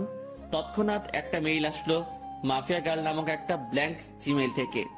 নিজেকে অনেক বড় কিছু ভাবিস তুই। আমিও দেখব তুই কতদিন নিজেকে গুটিয়ে রাখতে পারিস। মেইলটা দেখে চরম লেভেলের মেজাজ খারাপ হয়ে গেল। ইচ্ছে করছে মাফিয়া গার্লকে ধরে এনে কানের নিচে কয়েকটা লাগিয়ে দেই, কিন্তু তাকে পাবো কোথায়? তার কোনো ইনফরমেশনই তো আমার কাছে নেই। এদিকে রাগের মাত্রা আরো দ্বিগুণ হয়ে গেল। দাঁড়া, আজ তোর 12টা বাজাচ্ছি। এমন গালি দিব তোকে, তুই নিজে এসেই আমার কাছে ধরা দিবি। মাফিয়া গার্লের সেই জিমেলটাতে ক্লিক করলাম। জিমেলটাতে ক্লিক করতে সেটা উদাও হয়ে গেল, এরর দেখাচ্ছে। জিমেলটাতে ক্লিক করার পর আমার বুঝতে বাকি নেই যে সে আমায় ব্ল্যাঙ্ক জিমেল থেকে মেইল করেছে, যেটা মিনিট কয়েকের মধ্যে এরর হয়ে যায়। এটা দেখে আরো রাগ উঠে গেল। এবার আর নিজেকে কন্ট্রোল করে রাখতে পারলাম না। সাথে সাথে নিলয়কে ফোন দিলাম। হ্যাঁ ভাই বলেন। কাল সকালের আগে মাফিয়া গার্লের ডিটেলস এনে দিবি আমায়। ভাই এই কাজটা আমার দ্বারা হবে কিনা জানি না, তবে আমি আমার সবটা দিয়ে ট্রাই করব। আমি পারিসনি এই শব্দটি শুনতে চাই না। আমার মাফিয়া গার্লের ডিটেলস চাই, ওর রক্ত চুষবো আমি। তারপর ফোনটা রেখে দিলাম। মাফিয়া গার্ল এবার পালিয়ে যাবে কোথায় সেটা আমিও দেখব। তারপর সারা শরীর ভরা রাগ নিয়ে ঘুমিয়ে পড়লাম। বিকেল বেলায় ঘুম থেকে উঠে ফ্রেশ হয়ে কাকুর দোকানে চলে এলাম। কাকুর দোকানে বসে চা খাচ্ছি, তখনই পাশের কয়েকজন মানুষ বসে আলোচনা করছিল। আজ মাফিয়া গার্ল নাকি আবার লাইভে এসেছিল। লাইভে এসে শহরের নামকরা পলিটিশিয়ান ওবায়দুলকে নেক্সট টার্গেট বলে ঘোষণা করেছে। শুধু তাই নয়, আজও নাকি সে আগুনকে একটা মেসেজ দিয়েছে। আগুন যদি অতি শীঘ্রই তার সাথে যোগাযোগ না করে তাহলে সে শহরের সব কয়টা দুর্নীতিবাজকে একে একে মেরে ফেলবে। লোকগুলোর মুখে এসব শুনে মাথায় তো পুরো বাজ পড়েছে মতো অবস্থা। মাফিয়া গার্ল লাইভে এসে এত কিছু বলে গেল, অথচ আমি ঘুমিয়ে পুরো দুনিয়াদারি লাটে উঠিয়ে দিয়েছি। না, এবার তো কোনো হ্যাস্ত করতে হবে, কারণ আমার জানা মতে ওবায়দুল তো কোনো খারাপ পলিটিশিয়ান না। তাকে কেন টার্গেট বানিয়েছে সে? আগে যাদের মেরেছে তারা না হয় খারাপ ছিল, কিন্তু ওবায়দুল তো তাদের মতন না। এসব নিয়ে ভাবছিলাম, তখনই একটা পরিচিত নাম্বার থেকে ফোন এলো। বাবা কেমন আছিস? হ্যাঁ মা, ভালো। তুমি কেমন আছো? তোকে ছাড়া কি করে ভালো থাকি বল? সেই কবে বাড়ি ছেড়েছিস? আজ কতদিন হলো তোকে দেখি না। মা, তোমার ছেলে মানুষ হওয়ার জন্য খারাপ, মা হলো ছেড়েছে, তাতে কষ্ট পাওয়ার কি আছে? তোমাদের তো আরো খুশি থাকার কথা। সে যাই হোক না কেন, কিন্তু কোনো মা তার সন্তানকে এতদিন না দেখে ভালো থাকতে পারে? মা প্লিজ মন খারাপ করিও না, আমি খুব তাড়াতাড়ি বাড়িতে আসবো। বাবা, খুব তাড়াতাড়ি না, কালকে তুই বাড়িতে আয়। মা কাল কি করে আসবো বলো, আমার ক্লাস চলছে তো। সেসব আমি জানি না, তুই কাল বাড়িতে আসবি। আম্মু প্লিজ এমন পাগলামো করে না। আমি বললাম তো আমি কয়েকদিনের মধ্যেই বাড়ি আসবো, তখন তুমি তোমার ছেলেকে মন ভরে দেখে নিও। আচ্ছা ঠিক আছে, যা, কিন্তু খুব তাড়াতাড়ি আসবি, বলে দিলাম কিন্তু। হ্যাঁ মা, খুব তাড়াতাড়ি আসবো। এবার রাখি কেমন? আচ্ছা। আম্মুর সাথে কথা বলে ফোনটা রেখে দিলাম। আজ কতদিন পর মায়ের সাথে কথা বললাম। আল্লাহ ভালো জানে সেই কবে বাড়ি ছেড়ে এসেছি, এখনো অব্দি বাড়ি যাইনি। মা আমায় দেখার জন্য কেমন উতাল পাতাল হয়ে আছে। না, কিছুদিনের মধ্যে একবার বাড়ি যাব আমি। কিন্তু আমি যে কারণে বাড়ি ছেড়ে এসেছি সেটা এখনো হয়নি। বাসার লোক সবাই জানে আমি নিজের জীবন গোছানোর জন্য বাড়ি ছেড়েছি, কিন্তু এর পিছনেও যে একটা রহস্য লুকিয়ে আছে সেটা কেউ জানে না। তবে হ্যাঁ, আমি সাকসেস হয়ে ছাড়বো। তারপর নিজের বাসায় চলে এলাম। বাসায় এসে কিছুটা সময় বই নিয়ে ঘাটাঘাটি করে উঠে পড়লাম। কোনো কিছুতেই যেন মন বসছে না, কারণ কখন সকাল হবে আর কখন নিলয় আমাকে মাফিয়া গার্লের ডিটেলস দিবে সেই চিন্তায় খালি মাথায় ঘুরঘুর করছিল। যাক, কোন রকমে খেয়ে দিয়ে ঘুমিয়ে পড়লাম রাতে। সকাল হলেও মাফিয়া গার্লকে সেটা আমি জেনে যাব। সকালবেলায় ঘুম থেকে উঠে মোবাইলটা হাতে নিলাম। ফোনটা হাতে নিয়ে দেখলাম নিলয় আমার কয়েকটা ছবি মেইল করেছে। তাড়াতাড়ি মেইলটা ওপেন করলাম। মেইল করা ছবিতে ক্লিক করতে যা দেখলাম তাতে তো পুরো দুনিয়াদারি চক্কর খেতে লাগলো আমার। কারণ ছবির মানুষটা আমার খুব পরিচিত, যেই মুখটার মুখোমুখি কয়েক হাজার বার হয়েছে আমি নিজের চোখকে বিশ্বাস করাতে পারছি না যে এই মেয়ে সেই মাফিয়া গার্ল যাকে আমি চোখের সামনে কয়েক হাজার বার দেখেছি, যার সাথে আমার চরম লেভেলের উঠা বসা। সাথে সাথে নিলয়কে ফোন লাগালাম। নিলয়, তুই শিওর তো যে এই মেয়ে মাফিয়া গার্ল? ভাই, আজ পর্যন্ত আমার দেওয়া কোনো তথ্য কোনোদিন ভুল হয়েছে? না, হয়নি। কিন্তু এটা কি করে সম্ভব নিলয়? ঈশিতা কি করে এমনটা করতে পারে? ঈশিতা তো আমার কলেজ ফ্রেন্ড ছিল, যার সাথে দীর্ঘ কয়েক বছর কাটিয়েছি আমি। কলেজ লাইফ পুরোটাই তার সাথে কেটেছে আমার। কিন্তু সে পরবর্তীতে এমন ভয়ঙ্কর রূপ নিল কেন? আমার তো নিজের চোখকে বিশ্বাস করাতে অবাক লাগছে। না, হয়তো কোনো ভুল হচ্ছে নিলয় তোর। ভাই, আমি 100% সিওরিটি দিয়ে বলতে পারবো এই মেয়ে মাফিয়া গার্ল, আর আমি পুরোপুরি শিওর হয়েই আপনাকে বলছি। ঈশিতা এমন করতে পারে শুনে মাথাটা পুরো গোলকধাঁধার মতন ঘুরপাক খাচ্ছে। ভাই, আপনার হয়তো বিশ্বাস হচ্ছে না, কারণ সে আপনার সাথে দীর্ঘ কয়েক বছর কাটিয়েছে, কিন্তু সত্যি এটাই যে সে মাফিয়া গার্ল। ঠিক আছে, ঈশিতাই যদি মাফিয়া গার্ল হয় তাহলে তার 12টা বাজাচ্ছি আমি। ওর আরো কিছু তথ্য বল, কারণ তার সাথে আমার বছর 2 আগেই সমস্ত যোগাযোগ বিচ্ছিন্ন হয়ে গেছে। কারণ তারা বাসা পরিবর্তন করে অন্য কোথায় শিফট হয়ে গিয়েছে। এরপর আর কখনো যোগাযোগ হয়নি। ভাই, এরপর আর কোনো তথ্যই আমি পাইনি, কারণ এই মেয়ে সব জায়গা থেকে তার ইনফরমেশন হটিয়ে নিয়েছে। তার থেকেও ভয়ঙ্কর একটা কাণ্ড করেছে সে। কি করেছে? ভাই, এই মেয়ে প্লাস্টিক সার্জারি করে তার আগের চেহারা পরিবর্তন করে ফেলেছে। এই মেয়েকে এখন খুঁজে বের করা ইম্পসিবল আমার মতে। তবে আপনার দ্বারা হয়তো সেটা কষ্টের হবে না, কিন্তু ভাই মেয়ের মাথা ভয়ঙ্কর চাকর মতন চলাচল করে। গতকাল আপনি ফোন দেওয়ার পর আমি কম হলেও 50টার উপরে ছেলে লাগিয়েছি মাফিয়া গালের খোঁজ বের করার জন্য, কিন্তু অবশেষে সবাই খালি হাত ফিরেছে। কিন্তু একজন খালি তার কিছু ছবি কালেক্ট করেছে। তবে বর্তমান সময়ে সে দেখতে কেমন তার কোনো ছিটে ফোঁটা বা চিহ্ন খুঁজে পায়নি। আর হ্যাঁ ভাই, একটা কথা, এই মেয়ের নামের মতন তার কাজকর্মগুলো বেশ ভয়ঙ্কর। কারণ তার ইন্টারনেট ডাটাবেস আমি হ্যাক করে তথ্য বের করতে চেয়েছিলাম, কিন্তু কোনো মতে সেটা পসিবল হয় নাই। এই মেয়ে হ্যাকিং এরও মাস্টার। নীলয়ের মুখ থেকে ঈশিতার এইরূপ কর্মকাণ্ডের কথা শুনে এবার আর জায়গায় স্থির থাকতে পারলাম না। নিলয় কি বলল ঈশিতার সম্পর্কে এগুলা? যেই মেয়ে কলেজ লাইফে থাকতে এতটা সাদাসিধা ছিল, তার মধ্যে কয়েক বছরের ব্যবধানে এতটা হিংস্রতা কি করে আসতে পারে? মাথায় তো কিছুই খেলছে না। আচ্ছা নিলয়, আমি ফোন রাখলাম, পরে কথা হবে তোর সাথে। আর শোন, মাফিয়া গার্লের খোঁজ চালু রাখিস। আচ্ছা ভাই। নিলয়ের সাথে কথা শেষ করে ঠাই সেই জায়গাটাতেই দাঁড়িয়ে আছি। আমার যেন নিজের কানকেই এখনো বিশ্বাস করাতে পারছি না যে ঈশিতাই বর্তমান জগতের সবচাইতে খাতারনাক মাফিয়া, যার ভয়ে বড় বড় নেতারা এখন আতঙ্কে আছে। 8 ঘন্টা নাগাদ একই জায়গায় দাঁড়িয়ে আছি। ঝাটকাটা মারাত্মক লেভেলের ছিল, তাই হয়তো এখনো ঘোর কেটে উঠতে পারিনি। অনেকটা সময় পর সেন্স ফিরে এলো। না, আমার এখন উতলা হলে চলবে না, আমাকে ঠান্ডা মাথায় কাজ নিতে হবে। এখন আগে নিজেকে শান্ত করি, পরে মাফিয়া গার্লকে নিয়ে ভাবা যাবে। ফ্রেশ হতে চলে গেলাম। একটু পর ফ্রেশ হয়ে বের হয়ে এসে নাস্তা করে কলেজের উদ্দেশ্যে রওনা হলাম। আজও শামীম কলেজে আসেনি। হারামিটার কি যে হয়েছে কে জানে। মাফিয়া গার্লের টেনশনে শামীমকে আর ফোন দেওয়া হয়নি। এদিকে রামিসাকেও দেখছি না। তোর না আসলো না আসুক, একসাথে এত টেনশন মাথায় বয়ে নিয়ে বেড়াতে পারবো না। আমি ক্লাসে চলে যাই। ক্লাসে চলে গেলাম। সেখানে গিয়ে দেখি রামিসা আগে থেকেই ক্লাসে এসে বসে আছে। আমি গিয়ে তার পাশের সিটে বসে পড়লাম। আকাশ, কি হয়েছে? তোমাকে এমন চিন্তিত দেখাচ্ছে কেন? কি হয়েছে কি? না, তেমন কিছু না।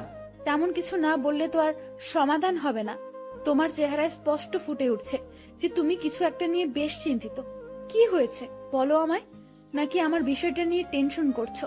আমি তো বললাম ভেবে দেখবো। তাও কিসের চিন্তা? হ্যাঁ, আরে না রামিসা, সেসব কিছুই না। আমি এমনি বাসার ব্যাপার নিয়ে কিছুটা ঝামেলায় আছি, তাছাড়া কিছুই না। আরে তুমি টেনশন করিও না, সব ঠিক হয়ে যাবে। রামিসার কথার আর কোনো উত্তর দিলাম না। চুপচাপ বসে আছি। কারণ কি বা বলবো তাকে? আমার টেনশন যে অন্য জায়গায়, সেটা তো তাকে আর বলা যাচ্ছে না। তাই চুপচাপ থাকাই ভালো। এমন সময় স্যার ক্লাসে আসলো। স্যার এসে ক্লাস করাতে শুরু করলো। সেদিকে ফোকাস করলাম। ক্লাসটা শেষ করে বাসার দিকে রওনা দিয়েছি। পিছন থেকে রামিসা ডাক দিল, এই আকাশ, আজ এত তাড়াহুড়ো খাই যাচ্ছ? হ্যাঁ, আমার সাথে আজ কথা বলবে না বুঝি? আরে পাগল, সে সব কিছুই না। এমনি ভাবলাম বাসায় চলে যাই, তাই আর কি। বাহ, ভালোই তো। আমাকে ইগনোর করছো সেটা তো বেশ ভালোই বুঝছি আমি। রামিসা সত্যি সেসব কিছু না। তাহলে চলো ক্যান্টিনে বসে কফি খাবো। রামিসা আমায় জোর করে ক্যান্টিনে নিয়ে গেল। ক্যান্টিনে গিয়ে দুজন বসে বসে কফি খাচ্ছি। সে আমায় নানান কথা বলে হাসানোর চেষ্টা করছে, কিন্তু আমার ভিতরে তো দুনিয়ার সমস্ত টেনশন বিরাজ করছে। আকাশ, তুমি যদি এমন গাল ফুলিয়ে বসে থাকো তো কিন্তু খুব খারাপ হবে। সত্যিই কিন্তু আমি তোমাকে নিয়ে ভাববো না। এই না না, আমি আর গাল ফুলিয়ে বসে থাকবো না। তারপর নিজের অনিচ্ছা সত্ত্বেও রামিসার সাথে স্বাভাবিকভাবে কথা বলতে শুরু করলাম। আর সে আমাকে হাসানোর ট্রাই করছে। একটা সময় সত্যি হেসে দিলাম। মেয়েটার আসলে অসাধারণ গুণ আছে। এইভাবে অনেকটা সময় বসে দুজনে মিলে কথা বললাম। ভিতরে সমস্ত টেনশন দূর হয়ে গিয়েছে রামিসার সাথে কথা বলে। মনটা একদম ফ্রেশ এখন।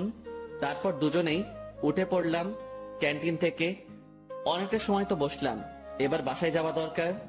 আচ্ছা, তাহলে কাল আবার দেখা হচ্ছে আমাদের। হ্যাঁ। রামিসার সাথে কথা শেষ করে বাসার দিকে রওনা হলাম। অনেকটা শান্ত আছি এখন। না, এখন আর নিজেকে উত্তেজিত করা যাবে না। একদম শান্তভাবে কাজ বের করব এখন। তারপর বাসায় চলে গেলাম। বাসায় গিয়ে শান্ত মাথায় মাফিয়া গার্লের তালাশ করতে লাগলাম, কিন্তু ফলস্বরূপ কোনো কিছুই পেলাম না। বরাবরের মতোই জিরো আসলো ফল। তাও নিজেকে সামনে রাখলাম। আমি খোঁজ চালিয়ে যাব মাফিয়া গার্লের। এভাবে কেটে গেল আরো কয়েকটা দিন। একদিন দুপুর বেলায় খেয়ে দিয়ে শুয়ে শুয়ে টিভিতে খবর দেখছিলাম। তখনই আরেকটা ভয়ঙ্কর নিউজ দেখতে পেলাম। মাফিয়া গার্ল আরেকটা হেডলাইন রটিয়ে দিয়েছে। সে পলিটিশিয়ান ওবায়দুলের খেইল খতম করে দিয়েছে। সে পলিটিশিয়ান ওবায়দুলকে মেরে তার লাশ বাসডগার উপরে ঝুলিয়ে রেখেছে। এই ঘটনার পর প্রশাসন পুরোপুরি ফায়ার হয়ে গেছে মাফিয়া গার্লের উপরে। দেশের মানুষ সবাই জানে যে মাফিয়া গার্ল 2 নাম্বার মানুষদের খেইল খতম করছে।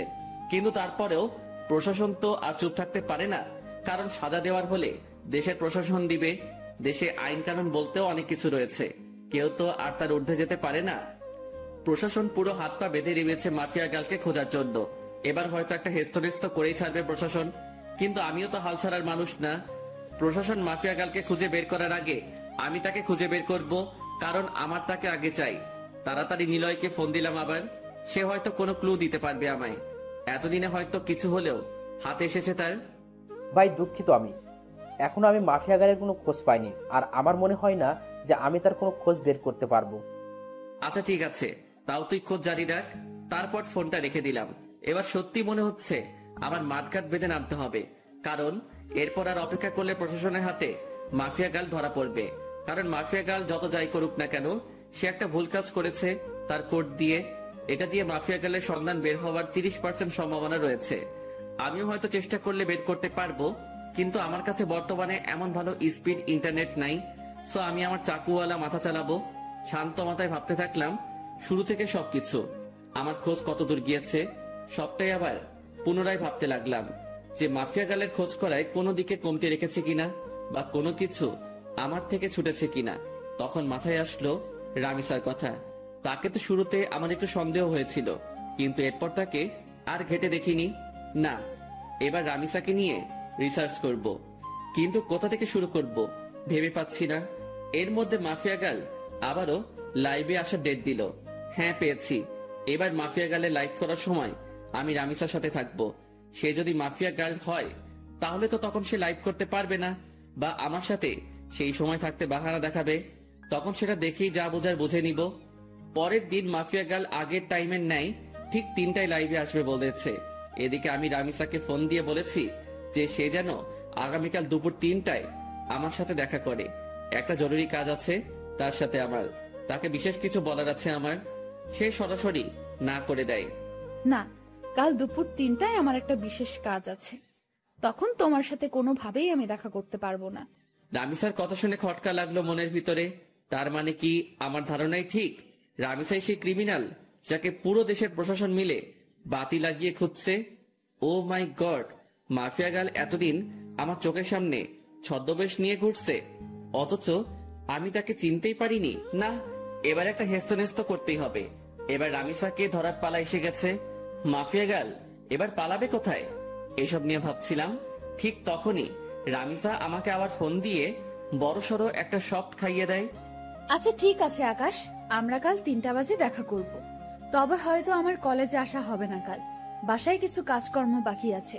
রামিসার কথা শুনে থতমত খেয়ে গেলাম। একটু আগে সে বলল কোনোভাবেই কাল 3টায় দেখা করা সম্ভব না, আবার এখন বলছে কাল 3টায় দেখা করবে। এদিকে আমি রামিসাকে নিয়ে কত কিছু ভেবে বসলাম। তাহলে কি রামিসা মাফিয়া গার্ল না? ও আল্লাহ, মাথা পুরো জ্যাম খেয়ে আছে। মাফিয়া গার্ল যদি কাল 3টার সময় লাইভ করে আর এদিকে রামিসা আমার সাথে থাকে, তাহলে তো রামিসা মাফিয়া গার্ল না। আমার সন্দেহটা তাহলে পুরোপুরি ভুল হবে না। আর ভাবতে পারছি না আমি কি সব ঘটছে আমার সাথে। একটা সূত্র ধরে 2 কদম এগিয়ে যাচ্ছি, কিন্তু পরবর্তীতে নিরাশ হয়ে 4 কদম পিছনে চলে আসছি। মাথা পুরো আগুনের মতন গরম হয়ে আছে। ফোনটা বালিশের পাশে রেখে ঘুমিয়ে পড়লাম।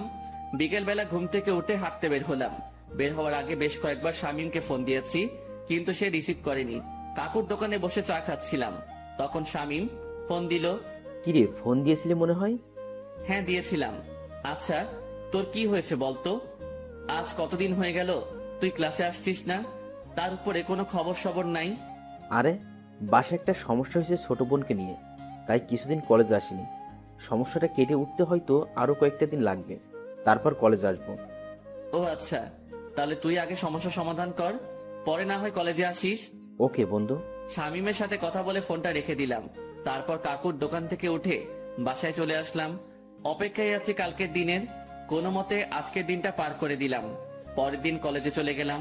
রামিসা আজ ক্লাসে আসবে না, তারও নাকি বাসায় কি কাজ বাকি আছে, তাই আজ আমার একাই কাটাতে হবে কলেজে। কোনোভাবে কলেজ টাইম শেষ করে বাসায় চলে এলাম। তারপর বাসায় এসে ফ্রেশ হয়ে খেয়ে দিয়ে রামিসাকে ফোন দিলাম। হ্যাঁ, কোথায় দেখা করবে বলো? কলেজ মাঠে আসো। আমিও বাসা থেকে বের হয়ে সেখানে আসছি। ওকে। আমি শার্ট পরে কলেজ মাঠে চলে গেলাম। সেখানে গিয়ে ঘাসের উপরে বসে আছি। 3টা বাজতে আর মিনিট 5 বাকি। এমন সময় রামিসাও চলে আসলো। আচ্ছা বলো তো, হঠাৎ আমার সাথে এমন কি জরুরি কথা বলবে যার কারণে আজ এই অসময়ে এখানে আসতে বললে? বলবো, একটু ওয়েট করো। আমি বাসার থেকে আসার সময় রামিসাকে নিয়ে অনেক কিছু ভেবে এসেছি। কেন? এখন বললে কি হবে? আরে একটু বসো না, এত অস্থির হচ্ছ কেন? একটু পরেই বলবো। এখন আগে মাফিয়া গার্লের লাইভ দেখবো। 3টা বাজতে চলেছে। রামিসা আমার মুখে মাফিয়া গার্লের কথা শুনে চোখ পাকিয়ে তাকিয়ে আছে আমার দিকে। কি হলো, এভাবে চোখ পাকিয়ে তাকিয়ে আছো কেন? আকাশ, হঠাৎ তোমার মাফিয়া গার্লকে নিয়ে এত মাথা ব্যথা উঠলো কেন? আরে না, কিসের মাথা ব্যথা? মাফিয়া গার্ল আজ লাইভে আসবে বলেছে। সবাই তার লাইভ দেখার জন্য বসে আছে, তাই আমিও দেখবো বলে ভেবেছি। ও আচ্ছা, পাশে এসে বসো। দুজন মিলে মাফিয়া গার্লের লাইভ দেখি। রামিসা এসে আমার পাশে বসলো, আর আমি মোবাইলটা হাতে নিয়ে মাফিয়া গার্লের ইউটিউব লিংকে ক্লিক করে সেখানে ঢুকে পড়লাম। 3টা বাজতেই মাফিয়া গার্ল লাইভে চলে আসলো। মাফিয়া গার্লের লাইভ দেখে আমি রামিসার দিকে হাঁ করে তাকিয়ে আছি। নিজের ভিতরে কেমন যেন একটা খারাপ লাগা কাজ করছে। আমি রামিসাকে নিয়ে কত কি না ভেবে ফেলেছিলাম, কিন্তু পরিশেষে সবটাই মিথ্যা প্রমাণ হলো। আর সত্যি যদি রামিসা মাফিয়া গার্ল হতো তাহলে সে লাইভে আসতে পারতো না এই সময়ে। কারণ রামিসা আমার পাশে বসে আছে, সে একই সময় দুই জায়গায় দুই রকম কর্মকাণ্ড কি করে করবে। দেখ, নিজের উপরে চরম লেভেলের রাগ হচ্ছে। সিধা সাদা একটা মেয়েকে নিয়ে আমি কত বাজে ভাবনা করেছি। এই কি হলো, তোমার মন কোন দিকে? হ্যাঁ, তুমি না বললে মাফিয়া গার্লের লাইভ দেখবে? সে তো লাইভে এসে বকবক করছে, কিন্তু তোমার তো কোনো খবরই নাই। রামিসার ডাকে হুঁশ ফিরে আসলো। দেখবো তো। তারপর মাফিয়া গার্লের লাইভ দেখায় ফোকাস করলাম। সে তার ইন্ট্রোডাকশন নিয়েই যাচ্ছে। আমি আপনাদের আগেও বলেছি, এবারও বলছি, আমার কোনো খারাপ মাকসাদ নেই। আমার মূল মাকসাদ হচ্ছে যারা দেশের নাম বেচে বেচে খায় তাদের হাতে হারিকেন ধরিয়ে দেওয়া, আর আমি সেটাই করছি। শুধু তাই নয়, এবার দেশের মধ্যে যত কয়টা গ্যাংস্টার টিম আছে তাদের সব কয়টাকে আমি মৃত্যুর চৌকাঠেয় পৌঁছাইয়ে দিব। শান্তশিষ্টভাবে দেশ চলবে, কোনো ধরনের টিম আর থাকবে না। মাফিয়া খুফিয়া সব আমি ধুলোয় মিশিয়ে দিব। আর আগুন, আপনার মুখোমুখি হওয়ার ইচ্ছা আমার বহুদিন আগে থেকেই, অনেক আগ থেকেই শুনে এসেছি আগুনের নাম। যেই আগুন নাকি সত্যি এক সময়ের খতরনাক খেলাড়ি ছিল, যার নাম শুনলে এখনো নাকি অনেকের প্যান্ট ঢিলা হয়ে যায়। আমি চাই আপনার মুখোমুখি হতে, আমি চাই মানুষরূপী আগুনটাকে নিজের চোখে দেখতে। সো আপনি আমার মনের খয়াসটা পূরণ করে দিন। না হয় আমার যদি আপনাকে খুঁজে বের করতে হয়, সেদিন কিন্তু বাঘে সিংহের লড়াই হয়ে যাবে। সেদিন কিন্তু নিজের ক্রোধকে দমিয়ে রাখতে পারবো না। সেদিন নির্ঘাত আপনি আমার হাতে মারা পড়বেন। এটা কোনো হুমকি না, তবে হুমকির চাইতেও কম না। আপনি হতে পারেন এক সময়ের সর্বসেরা খিলাড়ি, কিন্তু মাথায় রাখবেন বর্তমান সময়ের নাম করা মাফিয়া গার্ল আমি। সো ভালোই ভালোই আপনার দর্শন করিয়ে দিন। এবারের মতন লাইফ সমাপ্ত করলাম। তারপর মাফিয়া গার্ল লাইভ কেটে চলে গেল, কিন্তু আমার মাথায় তো পুরো দাউ দাউ করে আগুন জ্বলতে শুরু করলো মাফিয়া গার্লের কথা শুনে। সত্যি, এখন যদি মাফিয়া গার্লকে চোখের সামনে পেতাম তাহলে হয়তো তার মুন্ডিটা আলাদা করে ফেলতাম। রাগে নাক কান দিয়ে ধোয়া বের হচ্ছে। আই আকাশ, কি হলো তোমার? তোমার চেহারার 12টা বেজে আছে কেন? আরে না, তেমন কিছুই না। আচ্ছা ঠিক আছে, কিন্তু প্লিজ আমায় জরুরি কি কথা বলতে ডেকেছো সেটা প্লিজ বলো। আমার তাড়াতাড়ি বাসায় যেতে হবে। রামিসার কথা শুনে বিপাকে পড়ে গেলাম। আল্লাহ, এখন রামিসাকে কি বলবো আমি? কারণ তাকে তো পরীক্ষা করার জন্য ডেকেছিলাম, কিন্তু সে তো পরীক্ষায় পাশ করেছে, আর আমার ধারণা মিথ্যা প্রমাণ হয়েছে। কি হলো, কথা বলছো না যে? আসলে রামিসা, তোমায় ডেকেছিলাম কেন জানি বলে মাথায় চুলকাতে শুরু করলাম। হ্যাঁ, কেন বলো? আসলে রামিসা প্লিজ, আমি তোমায় অনেক বেশি ভালোবাসি। তোমায় ছাড়া আমার থাকতে কষ্ট হয়। প্লিজ তুমি আমায় অ্যাকসেপ্ট করে নাও এখনই। আমার আর থাকতে ইচ্ছে করে না একা একা।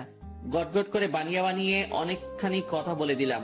বানিয়ে বানিয়ে বলতে কথাগুলো সত্য, কারণ আসার সময় ভেবে এসেছিলাম যে রামিসা যদি মাফিয়া গার্ল না হয় তাহলে তার হাত আমি শক্ত করে সারা জীবনের জন্য ধরে বসবো।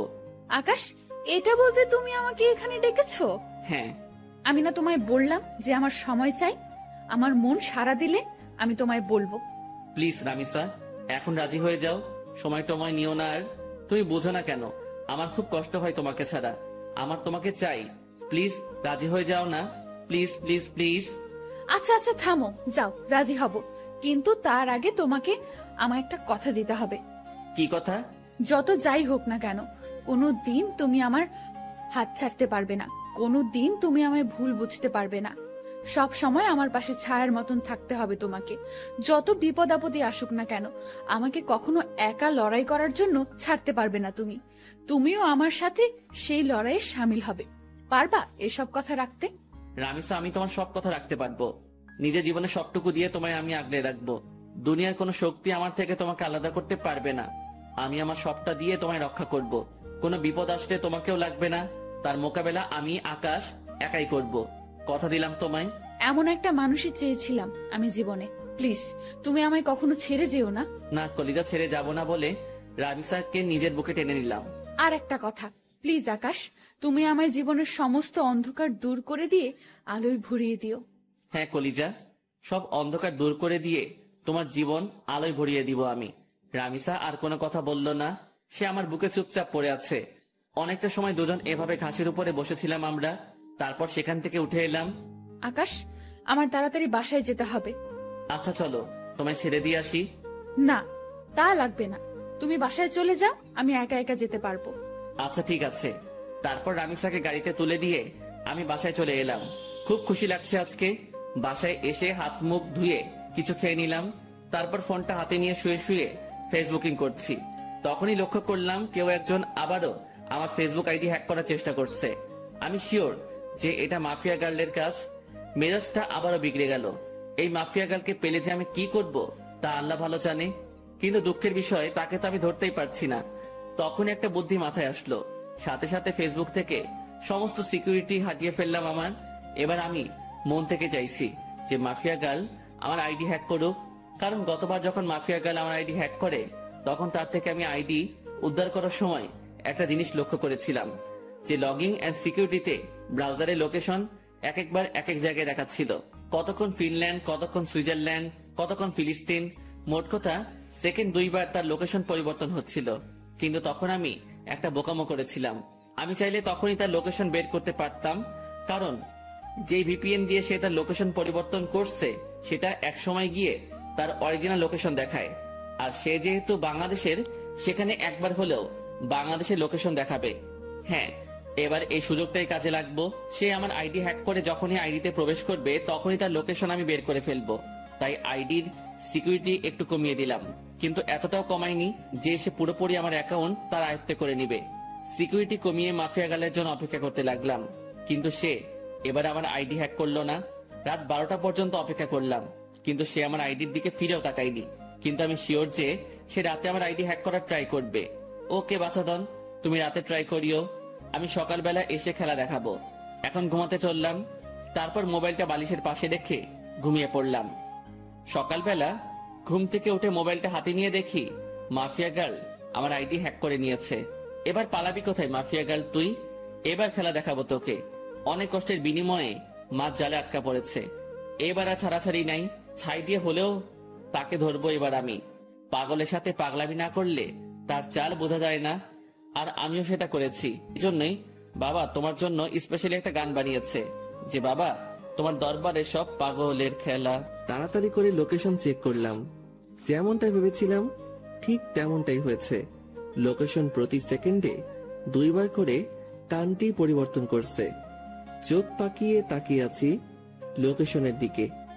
একটা সময় গিয়ে বাংলাদেশের এক্স্যাক্টলি লোকেশনটা দেখালো। লোকেশন দেখে তো আমার মাথায় পুরো বাজ পড়ছে মতন অবস্থা। লোকেশন রামিসার এরিয়ায় দেখাচ্ছে, তার মানে রামিসাই সেই ক্রিমিনাল। সরি, রামিসা না ঈশিতা। কিন্তু আমার একটা জিনিস মাথায় কাজ করছে না, যে সে তার সমস্ত আইডেন্টিটি কেন হাইড করেছে, আর কেনই বা এই পথে নেমেছে সে। না, আমি আর ভাবতে পারছি না রামিসা কি করে এত বড় মাপের খেলা খেললো। আমার তো মাথায় কিছুই খেলছে না। আর ওই এলাকাতে তো এমন কেউ নাই যাকে আমার সন্দেহ হয়। যাকে সন্দেহ হয় সে একমাত্র রামিসা। এবার আবার পুরোপুরি সন্দেহ দূর হয়ে গেল। 99% শিওর হয়ে গেলাম রামিসাই সেই মাফিয়া গার্ল। এবার খালি রামিসার মুখ থেকে শোনা বাকি। তাড়াতাড়ি উঠে ফ্রেশ হয়ে নাস্তা করে সেই লোকেশনে চলে গেলাম। আজ হয়তো আর কলেজে যাওয়া হবে না। সেখানে গিয়ে চিরুনি তল্লাশি চালালাম। ঠিক তখনই রামিসা আমায় ফোন দিল। আকাশ, কোথায় তুমি? আজ কি কলেজে আসবে না? হয়তো আসবো না, কারণ বিশেষ একটা কাজে এসেছি একটা জায়গায়। কিসের বিশেষ কাজ আকাশ? মাফিয়া গার্লকে ধরে ফেলেছি আমি। কি আকাশ, কি সব বলছো তুমি উল্টাপাল্টা? হ্যাঁ, তোমার কি মাথা ঠিক আছে? হ্যাঁ, আমার মাথা ঠিক আছে। মাফিয়া গার্লকে দেখার অনেক দিনের ইচ্ছা আমার। আমি তাকে ধরতে সক্ষম হয়েছি। আকাশ, আমি বারণ করছি, তুমি কোনো মাফিয়া টাফিয়া গার্লের পেছনে ছুটবে না। সে অনেক খতরনাক, যে কোনো সময় তোমার ক্ষতি করে দেবে সে। রামিসা বাবুনি, আমায় নিয়ে তুমি ভয় পেও না। আমিও এতটা কাঁচা খেলোয়াড় না।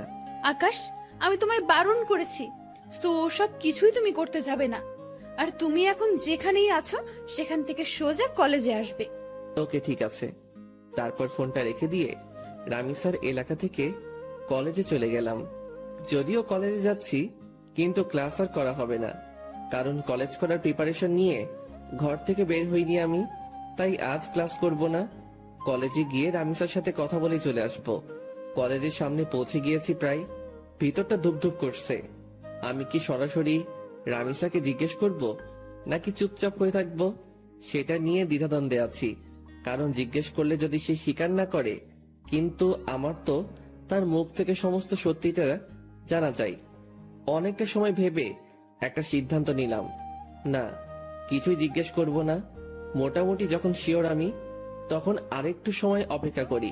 তারপর মাস নিজেই বড়শিতে এসে ধরা দিবে। কলেজে চলে এসেছি।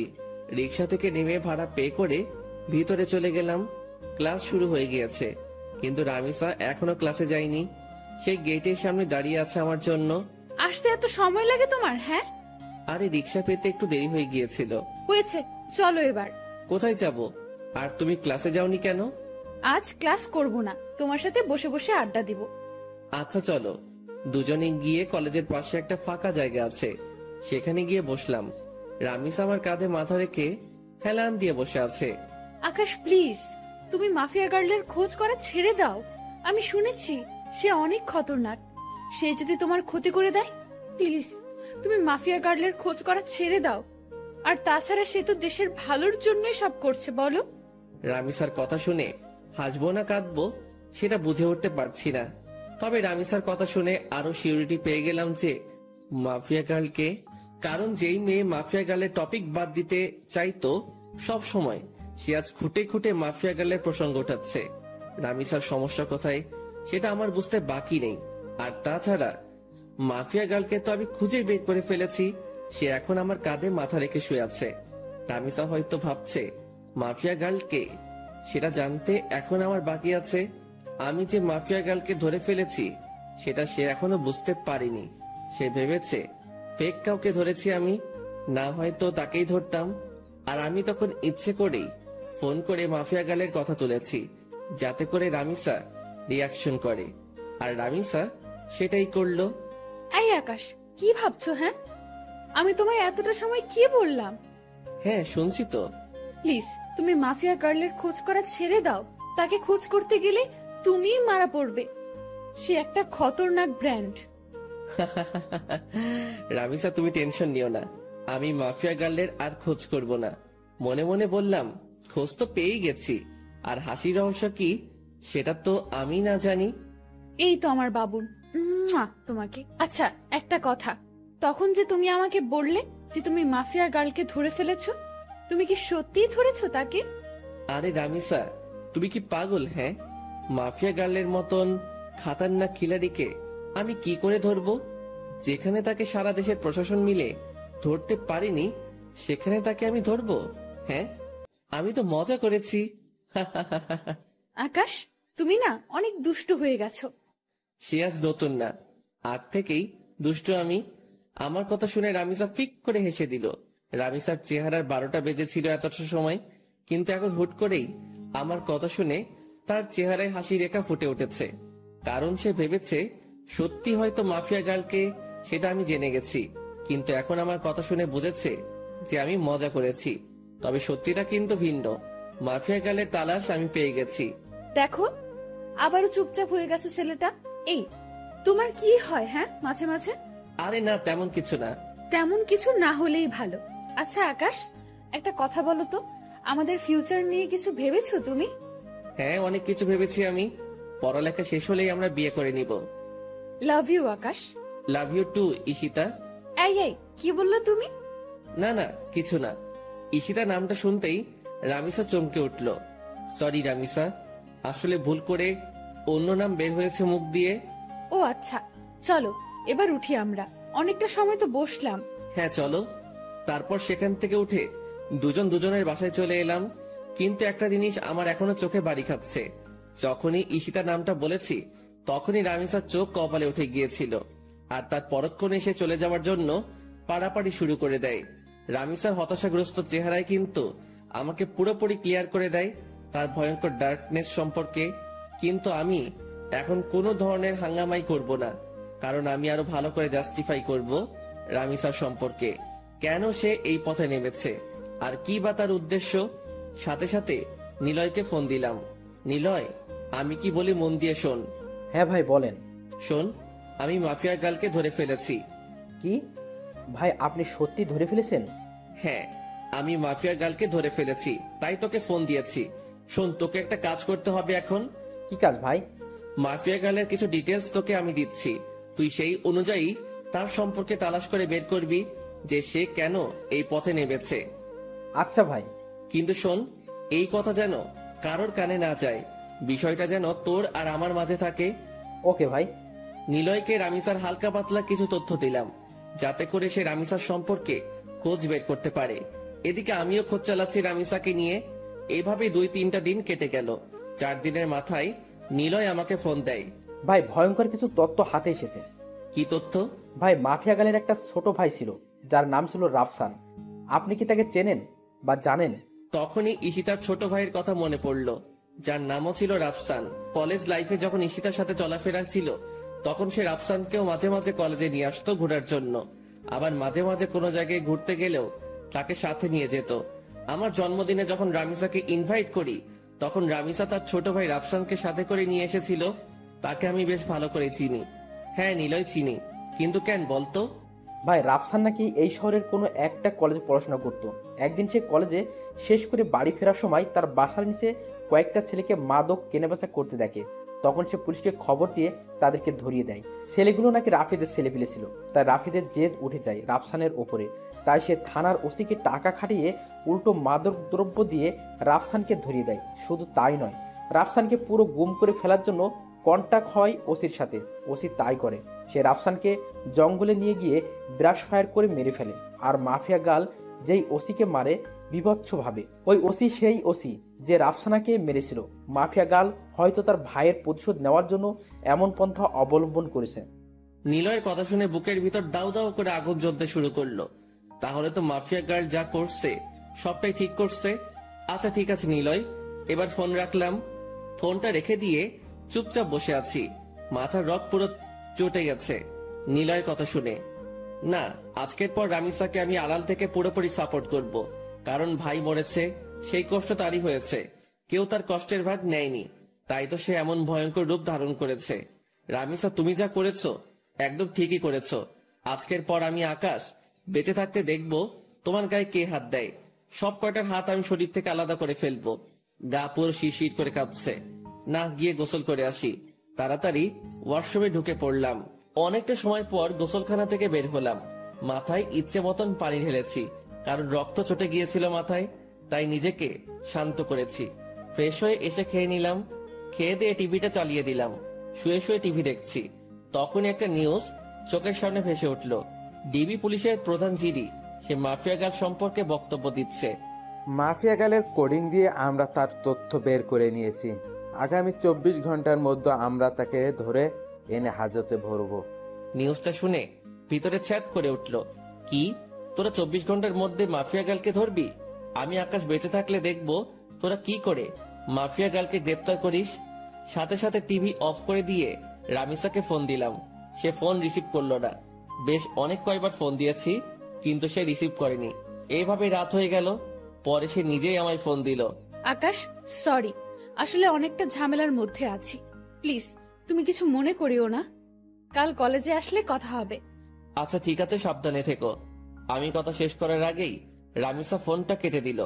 রামিসার আচরণে খুব টেনশন হচ্ছে। হয়তোবা সেও এই নিউজটা দেখেছে, তাই সে এমন ভয়ে আছে। না হলে হয়তোবা অন্য কোনো ঝামেলা হয়েছে। দ্যাট মাথায় কিছুই কাজ করছে না। কখন যে সকাল হবে সেই অপেক্ষায় আছি। কোনোভাবে রাতটা পার করে দিলাম। সকালে কলেজে গিয়ে দেখি রামিসা আগ থেকে কলেজে এসে পড়েছে। তাকে দেখে খুব চিন্তিত লাগছে। রামিসা, তুমি কি কোনো কিছু নিয়ে চিন্তিত? না না, আমি কিছু নিয়েই চিন্তিত না।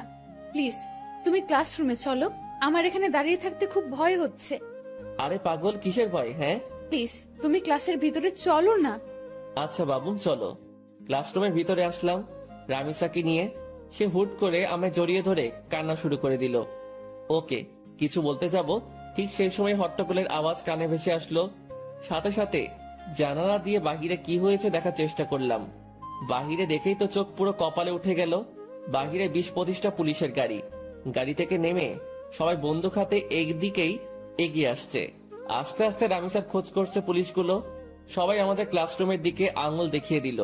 রামিসা, তুমি কোনো ভয় পেও না, আমি আছি। আকাশ, ওরা আমায় নিয়ে যাবে। ওরা আমায় আর কোনোদিন তোমার সাথে দেখা করতে দেবে না। ওরা আমায় থানায় নিয়ে গিয়ে মেরে ফেলবে। রামিসা, কেউ তোমার কিচ্ছু করতে পারবে না, তুমি প্লিজ শান্ত হও। আকাশ প্লিজ, তুমি আমায় ক্ষমা করে দাও। আমি হয়তো তোমার সাথে জীবনের শেষ সময় অবধি পার করতে পারবো না। রামিসা চুপ হতে বলেছি ধমক দিয়ে। চলো তুমি আমার সাথে বাহিরে, দেখি তোমার গায়ে কে হাত দেয়। তারপর রামিসাকে নিয়ে বাহিরে চলে গেলাম। সবাই তাকিয়ে তাকিয়ে দৃশ্য দেখছে। পুরো কলেজ হতভম্ব হয়ে আছে এতগুলো পুলিশ দেখে। পুলিশ রামিসাকে দেখে ওকে গ্রেফতার করতে ছুটে আসে। এই তোরা কেউ আমার রামিসার গায়ে হাত দিবি না। তখনই পুলিশের অফিসার একজন বলে ওঠে, কি তোরও শ্বশুর বাড়ি যাওয়ার ইচ্ছে হচ্ছে মনে হয়? এই অফিসার, আমার শ্বশুর বাড়ি যাওয়ার ইচ্ছে নেই, বরং তোর মরার পাকনা গজিয়েছে। সাহস থাকলে ওর গায়ে হাত দিয়ে দেখা। আমার মুখে ধারালো কথা শুনে সমস্ত পুলিশ আমার দিকে গুলি তাক করে ধরে। বেটা, দেখি খুব বড় বড় কথা বলছিস। শোন, বেশি উড়াউড়ি ভালো না। আমি যদি একবার বলি তাহলে সবাই গুলির বুলেটগুলো তোর পেটের মধ্যে পুড়ে দিবে আর তুই ঝাঁঝরা হয়ে যাবি। হাসালি রে ভাই, এই ঘুষখোরের বাচ্চা, কান খুলে শুনে রাখ। এখানে তো কিছু সংখ্যক পুলিশ মাত্র তোরা। সারা শহরের সবকটা পুলিশ মিলেও যদি একত্রে হয়ে আসিস, তাও তোরা এই আকাশের বালো ফলাইতে পারবি না। কারণ তোদের সামনে যে দাঁড়িয়ে আছে সেই সাদা সিধা একটা ছেলে আকাশ, কিন্তু তার ভিতরে ভয়ঙ্কর যেই হায়নাটা লুকিয়ে আছে তার নাম হচ্ছে আগুন। আকাশের মুখে আগুন নামটা শুনে পুলিশের অফিসার ভয়ে কয়েক কদম পিছনে চলে যায়।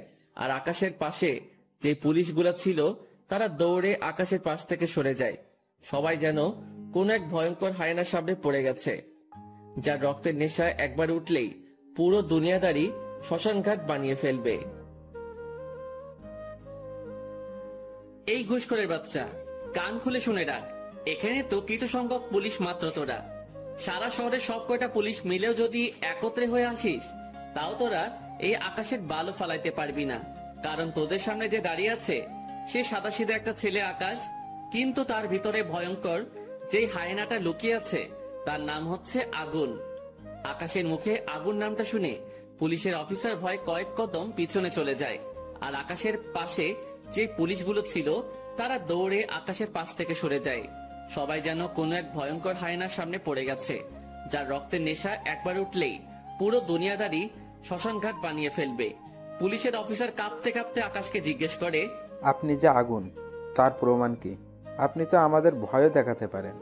শোন, আমি আগুনের নাম ব্যবহার করে তোদেরকে ভয় দেখাবে এমন কোন বাপের বেটা এখনো পয়দা হয় নাই। আর নকল নাম ব্যবহার করা তো দূরের কথা। আর তোদের যদি বিশ্বাস না হয় তোদের একটা ডেমো দেখাচ্ছি। পকেট থেকে ফোনটা বের করে প্রাইম মিনিস্টারকে ফোন কর আর তাকে জিজ্ঞেস কর যে 2017 সালের 2 ফেব্রুয়ারিতে কি হয়েছিল, আর তার চোখের সামনে গুনে গুনে কয়টা লাশ মাটিতে ফেলেছিলাম আমি। এই ঘটনার সাক্ষী একমাত্র প্রাইম মিনিস্টার। পুলিশের অফিসার কাঁপতে কাঁপতে পকেট থেকে ফোনটা বের করে প্রাইম মিনিস্টারকে ফোন লাগায়। স্যার, একজন নিজেকে আগুন দাবি করছে। আমি তাকে জাস্টিফাই করার জন্য প্রমাণ চেয়েছি। সে প্রমাণস্বরূপ আপনাকে 2 ফেব্রুয়ারির কথা জিজ্ঞাসা করতে বলেছে। প্রাইম মিনিস্টার পুলিশ অফিসারের ফোন পেয়ে থতমত খেয়ে যায়। এই অফিসার, তোরা কার সামনে পড়েছিস তা তোরা নিজেও জানিস না। খোদার কসম, আগুন কোনো মানুষ না, সে মানুষরূপী এক ভয়ঙ্কর নরপিশাচ। তোদের জীবনে মায়া থাকলে সেখান থেকে তাড়াতাড়ি পালিয়ে আয়, না হয় পরবর্তী দিনের সকাল দেখার জন্য তোরা একটাও বেঁচে থাকবি না। পুলিশ অফিসার প্রাইম মিনিস্টারের কথা শুনে সোজা দৌড়ে গাড়িতে উঠে পড়ে। তার শরীরের কম্পন যেন আরো দ্বিগুণ হয়ে গিয়েছে। আর তার এখন একটাই মাকসাদ, সে তার নিজের জীবন বাঁচাবে আগে। মাফিয়া গার্ল জাগ গোল্লায় পুলিশ অফিসার নিজে গাড়ি ড্রাইভ করে সেখান থেকে পালিয়ে চলে যায়। পুলিশ অফিসারের দেখা দেখি বাকি সবাইও তাড়াতাড়ি সেখান থেকে অবস্থান ত্যাগ করে। আর কলেজের সবাই চোখ বড় বড় করে আকাশের দিকে তাকিয়ে আছে। তাদের যেন বিশ্বাসই হচ্ছে না যে তারা আগুনকে নিজের স্বচক্ষে দেখছে। রামিসাও পুরোপুরি অবাক। এই, তোমরা সবাই দাঁড়িয়ে দাঁড়িয়ে কি দেখছো? হ্যাঁ, যাও যে যার ক্লাসে যাও। আকাশের কথা শুনে সবাই দৌড়ে যে যার ক্লাসে চলে যায়। নিজেকে যেন নিজের কাছেই কোনো এক ভয়ঙ্কর দানব মনে হচ্ছে। আজ বহু বছর পর আগুন নামটা নিজের সাথে যুক্ত করলাম আবার। এদিকে রামিসা আমার পাশে দাঁড়িয়ে থরথর করে কাঁপছে আর কান্না করছে। রামিসাকে এক টান দিয়ে নিজের বুকের মধ্যে নিয়ে নিলাম। এই পাগলি বউ আমার, কান্না করে না। আমি আকাশ থাকতে তোমার গায়ে কে হাত দিবে? হ্যাঁ, বলেছিলাম না তোমার বিপদে আমি আকাশ একা দাঁড়ালেই যথেষ্ট, তোমার নিজেরও টেনশন করতে হবে না তা নিয়ে।